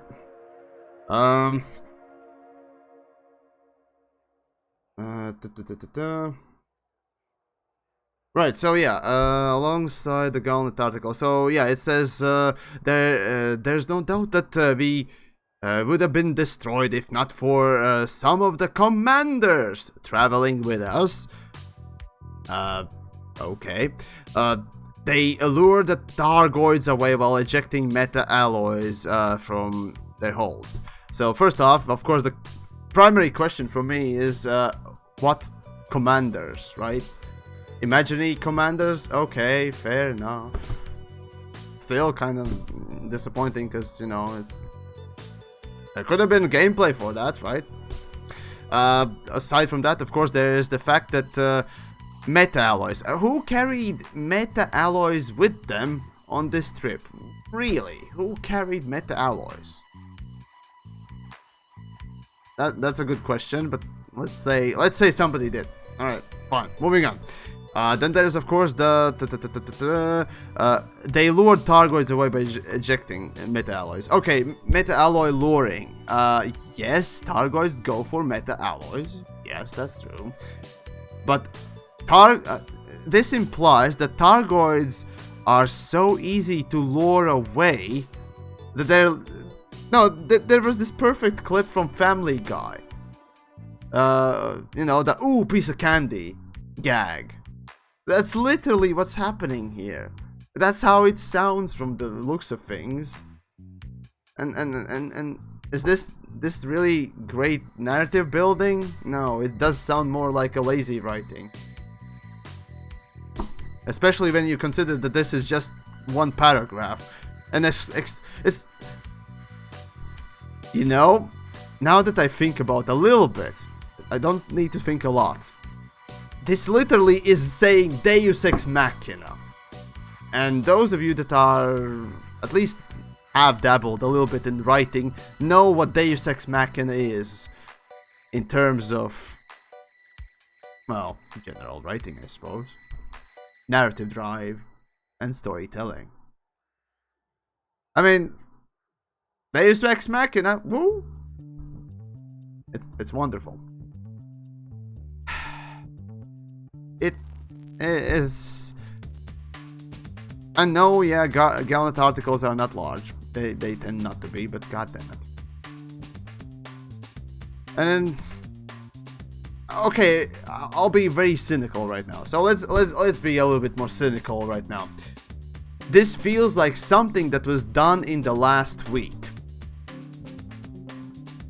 The new update came out. We had to figure out how to, or we realized that suddenly, oh crap, Gnosis is going somewhere where it shouldn't be. Quickly, somebody pull something. And that's literally where we're at this point. That's how it feels, unfortunately.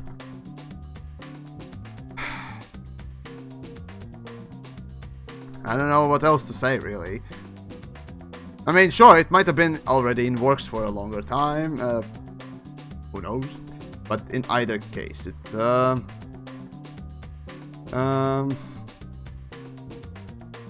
Echo Spark. I wouldn't say so. It is consistent. Everything Frontier Development has done has felt like last minute. No, I wouldn't say so. I wouldn't say so. Definitely not. Frontier does plan things, and they do have schedule and all that stuff, which is fine and dandy, which is, yes, okay, but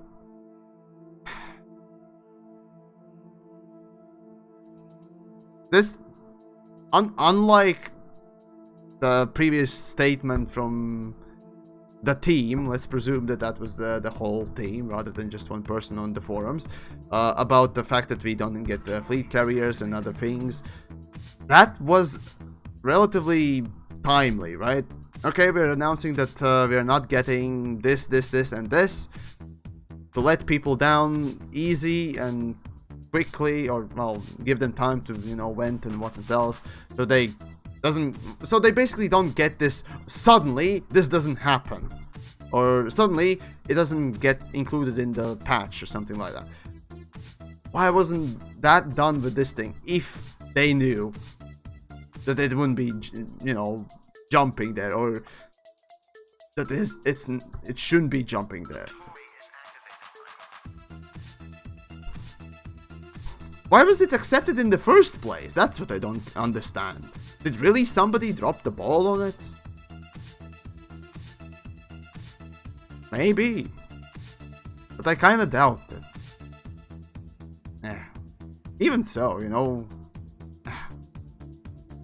Well, at this point I can say... Well, Gnosis can... The ship can go fuck itself. I ain't gonna fix it. I don't care to fix it, really. And it's... Well, time for me to just get my ship back home and travel someplace where I actually want to explore. The same question comes also from... let's see... If I remember correctly, there was a locked sector somewhere here. I think there was some kind of a locked sector around here. And there was a locked sectors, as a matter of fact. Let me just... Right. There were definitely locked sectors here. Right? Remember that. There are a few sectors that are locked around these parts.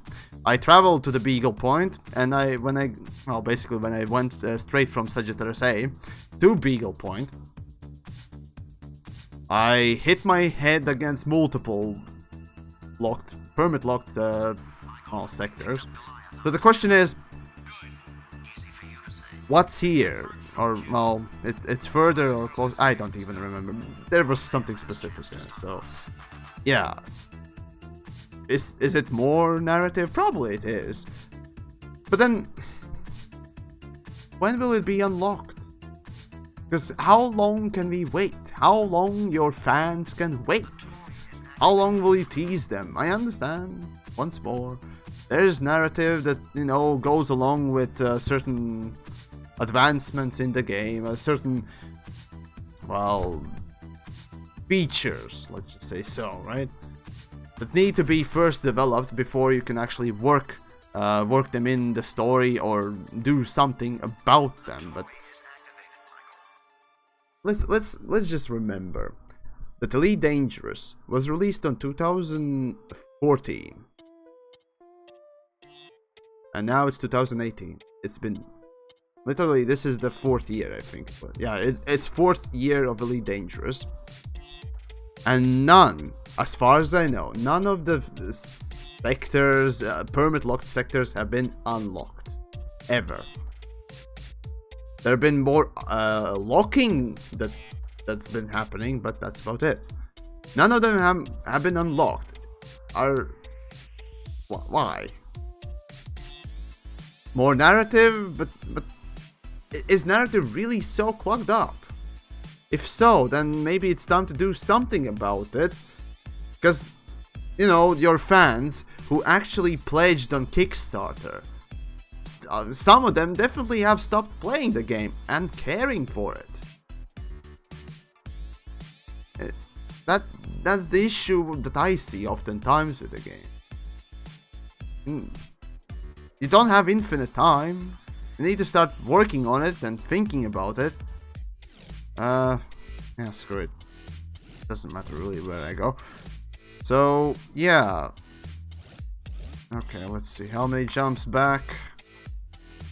Well, on the bright side, with a jump icon that has about 70 something light years, it won't take me forever to get back. But fuck me, is it ever annoying. So, I guess I'm gonna do what most people have done and just get back home. Because I don't care anymore. I really don't care anymore. I was looking forward to just exploring the sector. I was looking forward to just exploring something that normally you wouldn't get close to at all. Oh well. Here's my hopes for exploration. One of the rare times when I actually go for, you know, exploration, when I actually want to explore. Because I really did want to put explore some of the stars and put my name on them, properly exploring them. You know, just scanning and so on and so forth, but now, what's the point? You wasted my time. And not only mine, of course, as I said, there most likely were people, maybe even in either Twitch or YouTube chats. Maybe there is somebody that actually bought a second, third or fourth account just to do this. Now, if you were, well, of course, and if you want to sound off, feel free to do. You might have just, you know, kind of pointlessly spent your money because well, there was, again, a lot of people did prepare for this sort of a trip. And quite heavily. I did too, as a matter of fact. So, yeah. Now, what's left for me is to just get back and... I'll never trust GalNet ever again, basically. That's... And Neckbeard Express, well, there you go. What can I say? Spent a week engineering my Conda with Guardian weapons. Ah, I see. Well, in a way, yeah, you can say that, you get to fight Targoids anyways, but... I don't know. Was it worth it? I don't know. It's the case of... Well, yeah, in general, it's just the case of... building up hype, building it up sky high, and then just saying, nope. And... At this point, I'm not focusing on the early leak of the fucking GalNet article.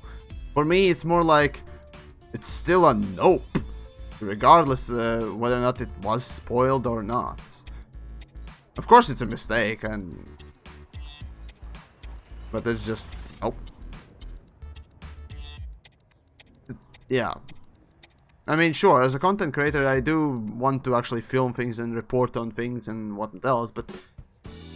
I mean, for fuck's sake, so many people actually did prepare for it, and genuinely prepare for exploration, but what... Alright, so... You promised an exploration trip. Instead what you gave was some sort of a semi-combat-ish, broken crime and punishment butt-fucking system, or result, rather. And what all the explorers are left to think... Probably explorers are the ones that are the most supportive at this point. I don't know.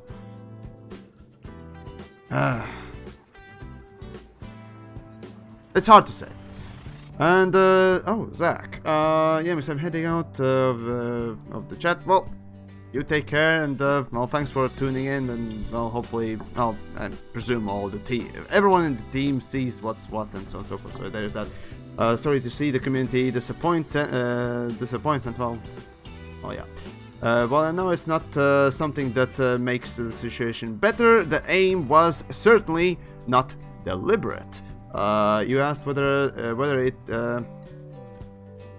it would have been better to simply say no at the start, or and close the loophole. Yeah. For me, again, I create content, I'm a creator, essentially, and me saying, no, I'm not gonna do a video like this, or no, I'm not gonna include this and that, because my vision doesn't fit it, is a lot more straightforward and not teasing, unless you really want to tease, and at this point you're basically driving right into the No Man's Sky levels of, you know, maybe. Sort of thing. But it never was... whatever. Okay, I'm already rambling on and... whatever. In any case, Zach, thanks for popping in, and, well... wish we could have sort of chatted, or all sort of... Or maybe you could have seen one of my streams with a little bit more positive lights, because, again... I was thinking, oh, I could actually spend time and explore, and talk about exploring, how exploring is interesting today.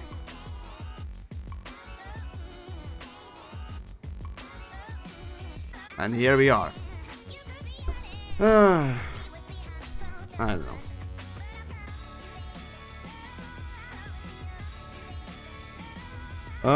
Very possible, but I know the team put a lot of time in, regardless of the result, but the result was there. Okay. Yeah, good intentions, right? What was the saying about good intentions? Road to hell is paved with good intentions, right? Isn't that the thing? So there you go. Wow. God damn it. I wanted this to be a fucking positive day, right? Somewhat. I mean, for fuck's sake, how long can I beat a fucking horse, right? Okay, fine. I built my sort of, not maybe brand, but character upon it, sure. Upon the dead horse's corpse, but hey, from time to time, the horse corpse actually has something useful in it. Or on it. Oh, well.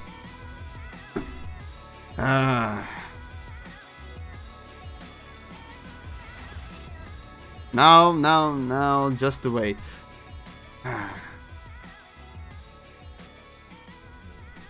And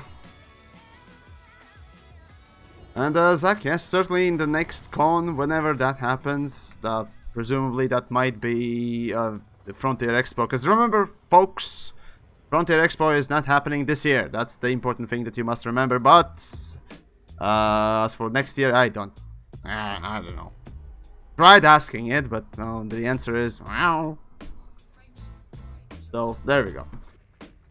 Oh boy, this is the day. This is one of the days, and Davies, or Daves. I don't know. Sorry. Anyways, question for Zach. What are the Frontier developments doing for the 1,000? For the 1,000? God damn it! Fuck. For the thousands, there we go. For the thousands of players who turned up for the trip. I'm not gonna speak for Frontier Developments, but I'm gonna tell you what they have done. Destroyed their ships upon launching, literally. Even engineered for combat. Sent people back to the bubble or next closest detention center, thousands of light years away. Because of the horrible crime and punishment system. And essentially created a very lazy excuse for trip not to happen. I'm cynical, yes. And there you go, that's my answer. I mean, yeah, I guess you can ask the support team for, you know, maybe refunds and stuff like that, but just the fact that you put in Targoids next to Gnosis and still have the fucking no fire zone active. I can't fathom that thought process there. Just why? Just why? I don't know. If anyone knows, then tell me. Right, Mark. I predicted this calamity over a week ago. Well, a week is not long enough, to be honest. Back then, they did announce the whole, what was it? The GalNet article. There was, there might be some threats. Don't go there. And that's another lazy way of doing story or any sort of narrative in game. Caution people. It's like,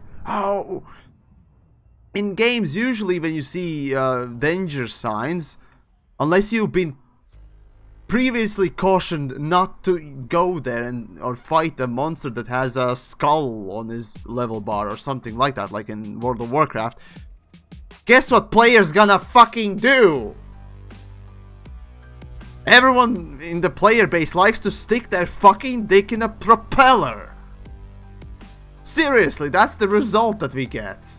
It's like saying, no, players, don't go there. Are you kidding me? It's like telling your children not to, you know, stick their fingers in fucking electrical outlets. Guess what's gonna happen? You come home and you see a dead kid. Yeah, there you go.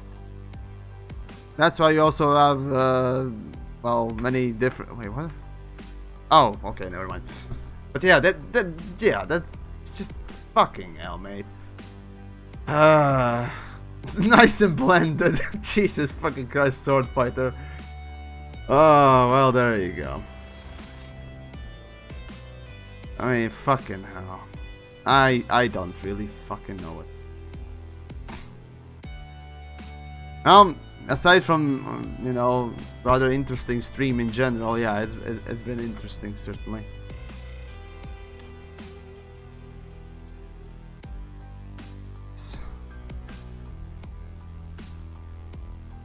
But I seriously want to know why. Well, okay, maybe not why, but how long can we actually still wait and have those permit-locked sectors still stand? That's one of the questions. It's just, how long? It's been 4 years. It's been 4 fucking years. Almost. Right? And until Space Legs comes out, or the, I don't know, atmospheric landing, I don't fucking know anymore what will happen, right? Whatever feature this game is waiting for, it literally is bogged down on features.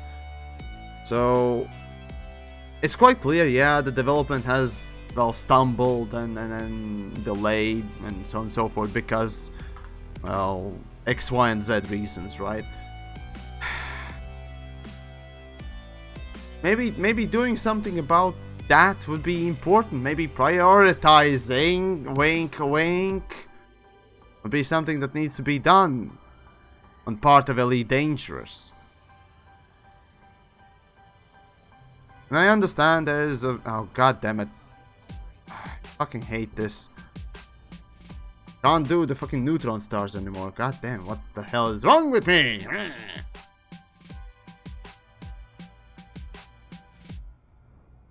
One time, just one fucking time when I actually wanted to go and do a little bit of exploration, right? God damn it. Unwillingful. TheYamiks, you should try to supercruise between the nearest star to a permit-locked system. Okay, so unfortunately that cannot be done. Now, it has been attempted, of course. So that's the thing. You cannot travel to another star system, even though you might be close enough. You cannot, because it won't be loading in, because it's not in sort of a system. Consider each star system to be a server, or in this case instance, that gets loaded in according to whatever, you know, celestial bodies might be around. Otherwise, yeah, it might be possible, but it's not. So that's where we're at. There we go, fucking hell. So yeah, you need to jump from system to system, and yeah, you can't reach it, unfortunately. And the permit, overall, I find permit locks very bad. Very lazy. I mean, is there another way to actually limit player ability to jump to certain places? Be frank, yes. When you limit the frame shift drive, you know, when you limit the distance that the frame shift drive allows you to jump, well, guess what? You can actually make some sort of a route or systems that just simply could not be accessed. And they could help that, or the whole fucking sector. And later on just discover stars or what else. Rather than just locking systems. Again, there's... just for narrative's sake, well... okay, here's a joke. It breaks my immersion that there are permit-locked systems and they are unknown and shit. And Nicolas Cage, oh my. Please attempt to say... Godverdom? There you go. I don't know why, but there we go. Is it one of those language tricks that say, you know, I'm gay in another language? I don't know. It wouldn't be that bad, right? I don't know. Oh well, on the bright side, I'm not saying anything incriminating, probably. That'd be worse, right? Anyways. Delta Echo Tango Heavy. Greetings to you as well, and I take it's just upset about the whole concept. Yeah, everyone's been fucking upset. It's been a fucking shit fest. I mean, who likes to see that, you know, in GalNet, something is, or general, in news, something is being hyped up, and basically, when you are actually there and in that time when it's supposed to come out, you're basically being trolled. This is literally basically being trolled. Who likes that? In a game that you paid for. And when the story is very sparse and few between. Who likes that? I don't think that a lot of us do. So, yeah. Bitstorm, yeah, given the permit lock covers which space resident Targoid territory, how about forced misjump? Ah, that's an actually interesting idea, yes. That's another way to do things. You had to well, in that case, all the permits would be still there. They would be just hidden. So, yeah. It'd be more dickish, but then again, it would at least not be like, nope, we're just putting in a lock there. You can't jump there because developers just simply don't like that. That's it. Yeah. Mate Smith, yes. I definitely tried. I guess. Yes. Codex Necro, right, so from God, Verdom, I see, literally means, God damn it. Ah, I see. Gotcha. Yeah, I didn't say anything incriminating. Oh well, there we go. Right, so there's also another interesting, sort of article, not article, but a comment from, someone. Let's, we'll talk about that tomorrow. We'll talk about that tomorrow in the Creators Roundtable, so tune in tomorrow, definitely, if you want to see me, maybe Exigius, me, Obsidian Ant, DJ, and Paroxym, at least, talk about this stuff, and maybe somebody from Canon as well. I'm trying to get someone in hand, but we'll see about that. Talk about essentially this whole thing, and there was a comment from someone that, you know, that person would be boycotting, you know, buying things for this game and other things. Well, I completely understand why the person would say so.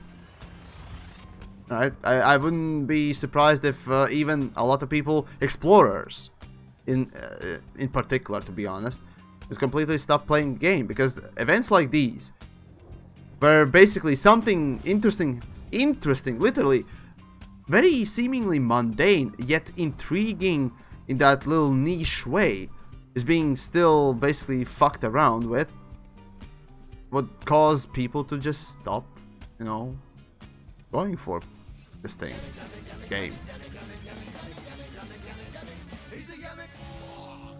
Oh, thank you, John. Yippee-ki-yay, indeed. And seriously, thank you for your generosity there.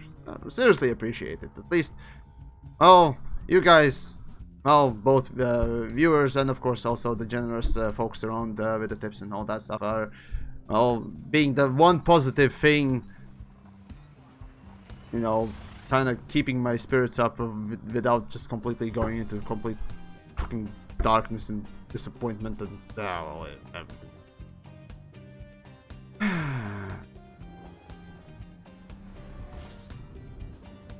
I don't know what to say else. It is quite disappointing. Oh well.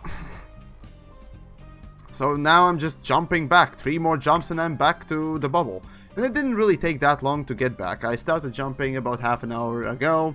So yeah, you can do those 20 jumps with this sort of exploration conda, which is, by the way, the only thing that I engineered on this thing was the frameshift drive, grade 5, and FSD booster.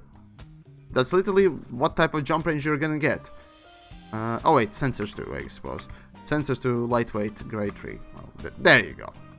So yeah, and enhanced power. Blah, blah, blah. Let's see. I think I had thrusters.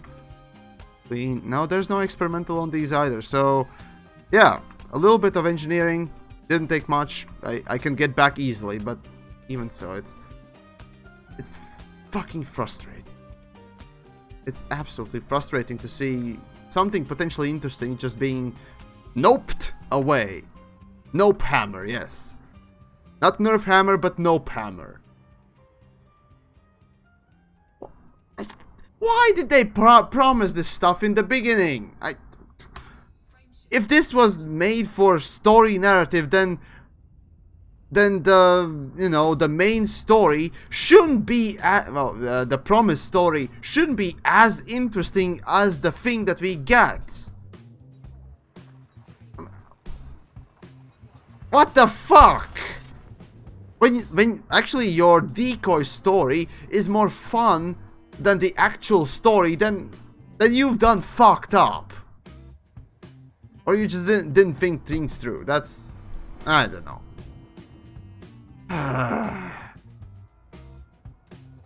Basically, this is the instance where I personally say to myself, "Yamiks, why should you care about the story anymore? You didn't care for it in the first place that much anyway, so why do you care anymore anyways? Just maybe play the game in the simplest way possible for the Frontier approved gameplay, aka broke as fuck things that are basically unbalanced as hell, and try and enjoy them. Or do personal narrative, which is also approved grind. Oh, I'm sorry, gameplay. Okay, now I'm being very pessimistic. Holy shit.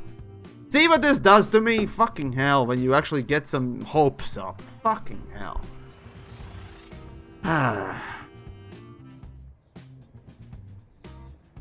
Oh well.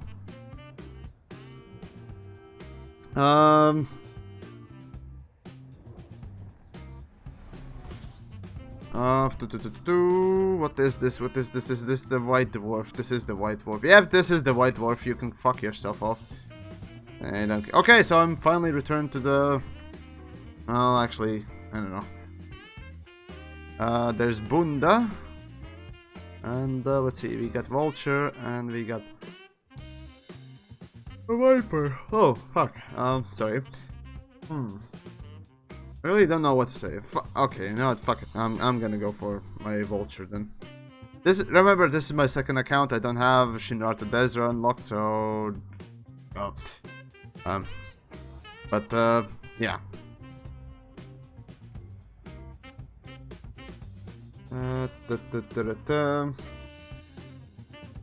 But yeah, it's interesting that this sort of little events where you could access for unique one-time only or something like that, a place that no other person could access before. I think it was yeah, I think Cone Sector was accessible on the launch of the game, something like that. After that, nope, they locked it down, something like that. As far as I heard, of course. If I'm wrong, correct me, because I didn't really care enough to remember that much. There you go. Yeah.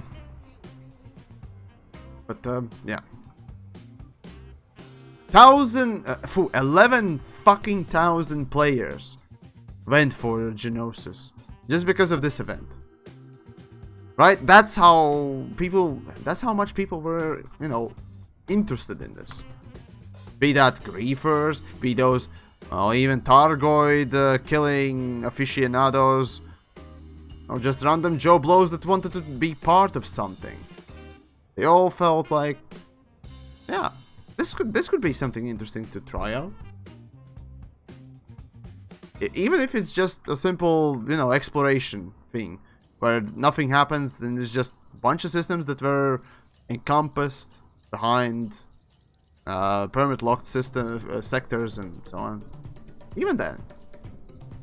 But no. Here we are. And yeah. God damn it. I'm being fucking negative today. I mean, no wonder, right? It's been 2.5 hours and all that stuff, and overall it's been quite an interesting time. Yeah, I'm pretty much gonna end relatively soon. I'm probably gonna just do a recap before I do, so first things first, of course. Oh wait, hold on.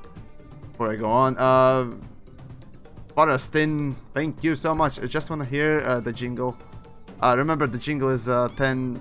Yeah, if you're wondering how the jingle works, 10 euros, I think it was, or just from super chats. It's just weird.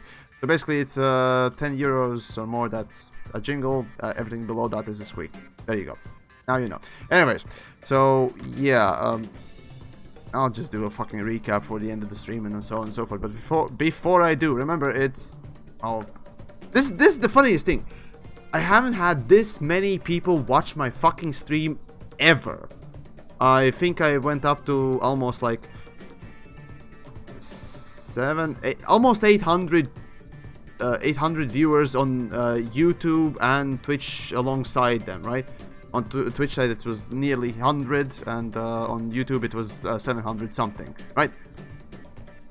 And I'm thinking, wow, for this sort of event, when just a shitstorm happens. Preston, thank you. Seriously, seriously, thank you. But for a shitstorm like this, you'd think that for a proper game, for a game that is enjoyable and good, a shitstorm, sure, would be viewed here and there, but wouldn't be viewed as much as a new update. But now, here we are. Literally, for every streamer around, it seems that just covering this sort of news piece and giving their hot takes and whatnot else has been more engaging than anything throughout the last year. Throughout the last year! I shit you not, I've never gotten this many viewers in the last fucking year in one stream at one time, so the fuck. And here we are. It speaks volumes of the state of the game and many other little things, of course. And there we go. Autodoc, yay! Eat your hearts out, haters! Ha! So, anyways, while you're watching and all that stuff, of course, I'll do a recap afterwards. But first things first, if you enjoyed the stream, do toss a like and subscribe. Of course, do follow on the Twitch side as well. It's always appreciated and all useful, right? So, hey, do that. Aside from that, if you want to support, there's always... Well, if you want to support the content I make or streams I do and all that stuff, there's always Super Chats or Streamlabs, and of course Patreon for the monthly contribution. Hey, if you want to talk dead horse beating, there is Discord. There's always Discord. Links for all the stuff are in the description or under the stream and all that stuff. Check out those. As a matter of fact, I think my Discord just reached... Yes, it should be reaching... first 1,000 members. Yay, we got 1,005 members on the Discord, so there you go. Thank you. So that's a really positive thing, so thank you. Right, and right, so let's do a recap, shall we? Oh, actually, before I do, might as well cash in the fucking whatchamahazards exploration date, so I don't fucking forget, right? It was just honk and jump and honk and jonk and jonk and jonk. Right? There we go. What now? Pilots Federation, Reputation, Ranch, blah blah blah blah blah blah blah. Marshal, no, I don't care. What else is there? And, let's see. Oh, that's just... Never mind. That's that. So yeah, exploration ranks. That's about it. Right, well then let's do a recap on the whatchamahazards so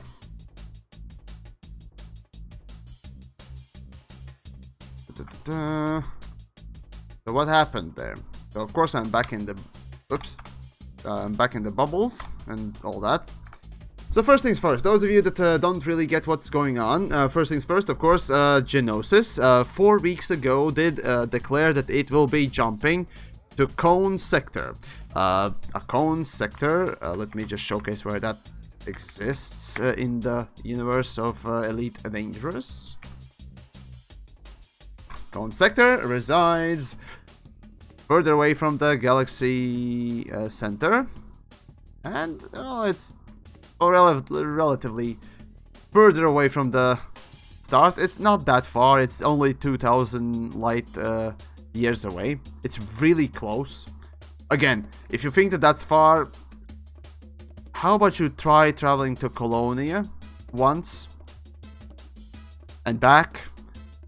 Then let's talk about what's far and what's not. Because 2000, as I just did, maybe not 2000, but at least 1000 and something light years, which was very quick. A half an hour jumping with a really engineered, and there we go. Right, so while I do talk, the game decides to do one thing that it could have done maybe a little bit sooner to alleviate a little bit of frustration. It shat itself. So that's my life now. The game decides to say nope to me in general. I guess I shat on it a bit too much. It got depressed. But in any case, it's not that far, but even so, the Cone Sector is a permit, or used to be permit encompassed area of space that you could not get to unless you had enough jump range to clear all the permit locked systems in between. Now, these permit locked systems later, of course, were, well, Cone Sector in general got permit locked in after one of the updates, essentially, making pretty certain that you wouldn't be able to get there even if you somehow got transported there, unless, of course, you got pushed in there and already, well, sat there, sort of. But yeah, essentially, it's a permit-locked place that you cannot get a permit to until some sort of narrative thing happens. Though, I must say, in the history of Elite Dangerous, up until this moment, for 4 years almost, not a single unknown permit locked sector has been unlocked. Never has it happened. So in a way, it was a kind of a unique moment where you could go to a place that wasn't locked, but you couldn't still get there because it was blocked off by other permit locked systems. Okay, people liked that idea. I liked that idea. That's why I went there. I didn't go there to fight Argoids, I didn't care about that. I went there because I wanted to put my name into a place where maybe one day, sometime far in the future, we could get there normally, but not now. Now, basically a week before the scheduled jump there of the megaship, Gnosis that is, we got news from GalNet somewhere that there has been activity of the new Targoid types in the Cone Sector. Apparently. Who knows? How do we know that? They just told us. Okay. But whatever. Fine. So apparently it will be very dangerous to go there. And I was like, I don't care, I'm still gonna go. Because it's one of those things that are just one-of-a-kind opportunities, right? So, I decided. I put my second account and went to Gnosis, docked on it, and waited until the scheduled day. Now, of course, because there were warnings about the whole threats and so on and so forth of Targoidness coming from the Cone Sector. Yeah. Where was I going with this? Damn it! I'm horrible at speaking. Okay, so the day comes when the Gnosis actually has to jump there. Okay. Now, disregarding the so-called warnings about the Targoids coming, It still does the jump, and what we get, even before the server has updated, GalNet posts a prediction, no, not prediction, but actual article as to what will happen. Essentially, they leak themselves. Either the article was put on a timer, and whoever did it was horribly incompetent. Maybe not horribly incompetent. Maybe just missed the mark. Let's go with that. Or it was just pure incompetence in general. So there we go. Either whatever it was simply incompetence. There we go. And of course, this article told us before the ship itself had jumped there, that it wouldn't make it. That the Targoids attacked it or tried to pull it out of hyperspace, and it now resides in some slightly further away system, damaged, even though there's no visual damage. If you skip back in the stream, you might see that there is no visual indication that there's anything wrong with Gnosis. Okay. The only way you can tell that it is damaged is the fact that in its menu, you know, the starport menu, it shows that it is damaged. That's it. Everything else is business as usual. Not even the voice is changed. Not even the typical not the system, but the starport is under attack or something like that. No. It's the calm, simple voice that is being transmitted, default voice that is being transmitted through the voice comms, indicating that, well, really, again, starport menu is indicating that there's something wrong or has happened. Something wrong has happened with the Gnosis. So yay, that's a great visual representation. So much effort has been put into it. Okay. Let's see, do we have this thing? Yeah, there we go. The Gnosis stranded, whatever. So, yeah. Okay. Now, there's also some implications about the story, that they are making assumptions that some commanders that were traveling with us helped and saved the ship. Okay, if you're... Okay, let's drop the veil. When the servers update weekly, developers teleport each megaship from system to system and call this, you know, jumping, whatever. But that's basically just teleporting the ship from place to place. And yeah, commanders save. Why did they need to rope in commanders with meta alloys save them? I don't get it. But apparently that's what happened, and that's the story. Very lazily written story. But there we go.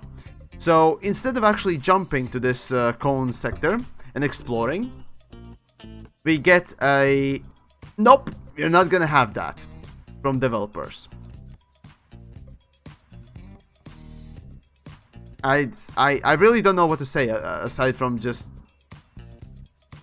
The actual main goal of this exploration thing sounded and was a lot more intriguing than the result.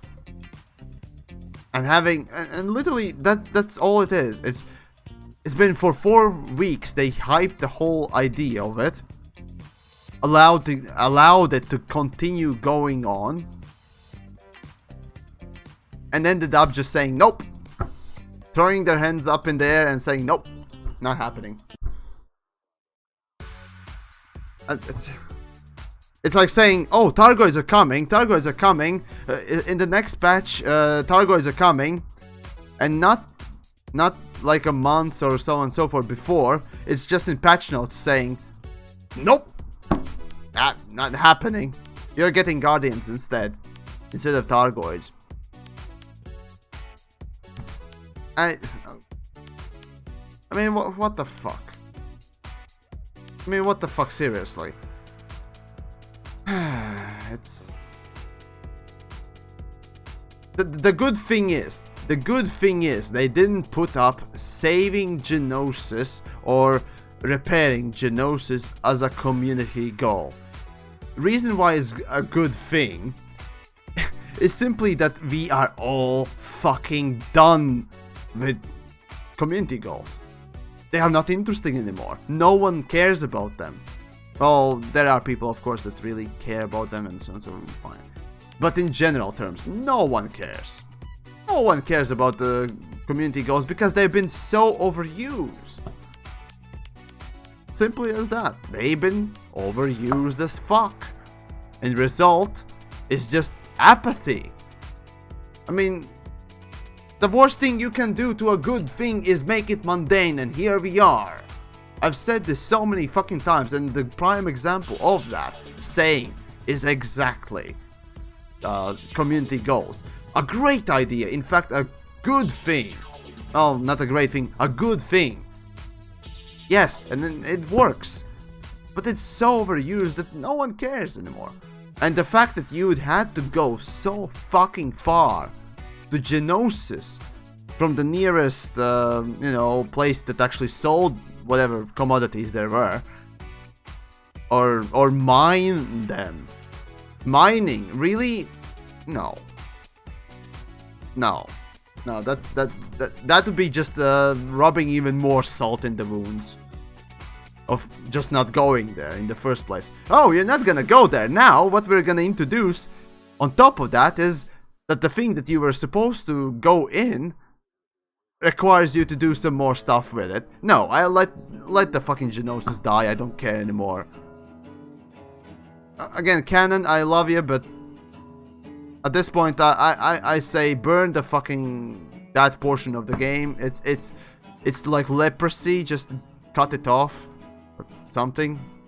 No. At this point, it's aggressive apathy. At this point, almost. So yeah, this is what you get. This is just string of bad decisions, horrible decisions. Well, I don't know. What did you guys think?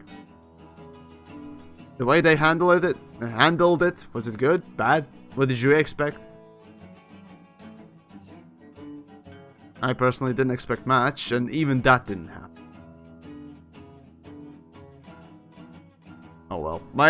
At this point, I might as well just engineer my Anaconda to the maximum and just head out to film some nice, pretty things that I actually can get to, instead of just fucking up.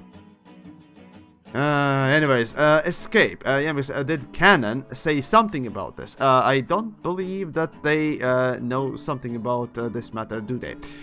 Canon did. Canon. Not affiliates, not representatives.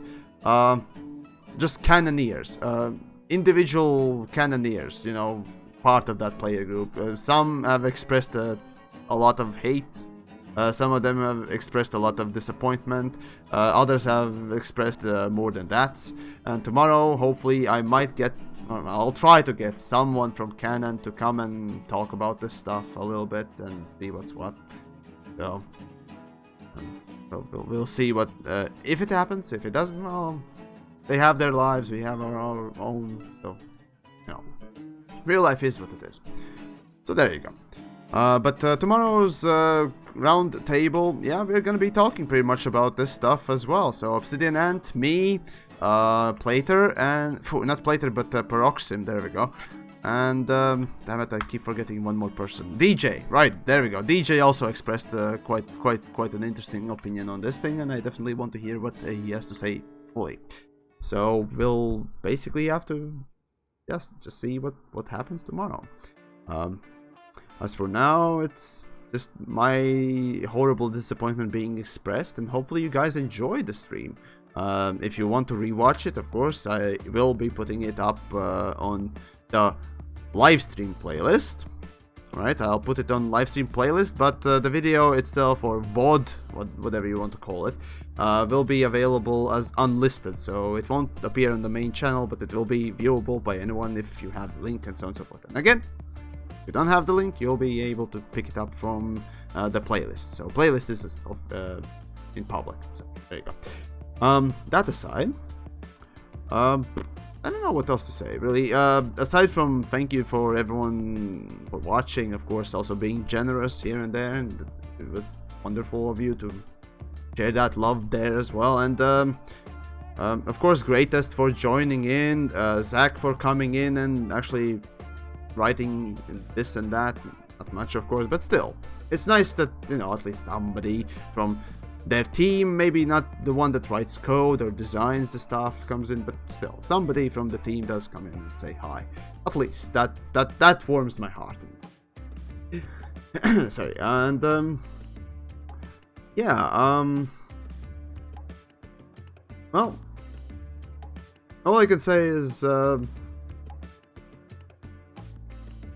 God damn it, I wish there was something positive I could say. Fucking hell. Well, there's something to go and snack on after the stream. Alright, fine, whatever.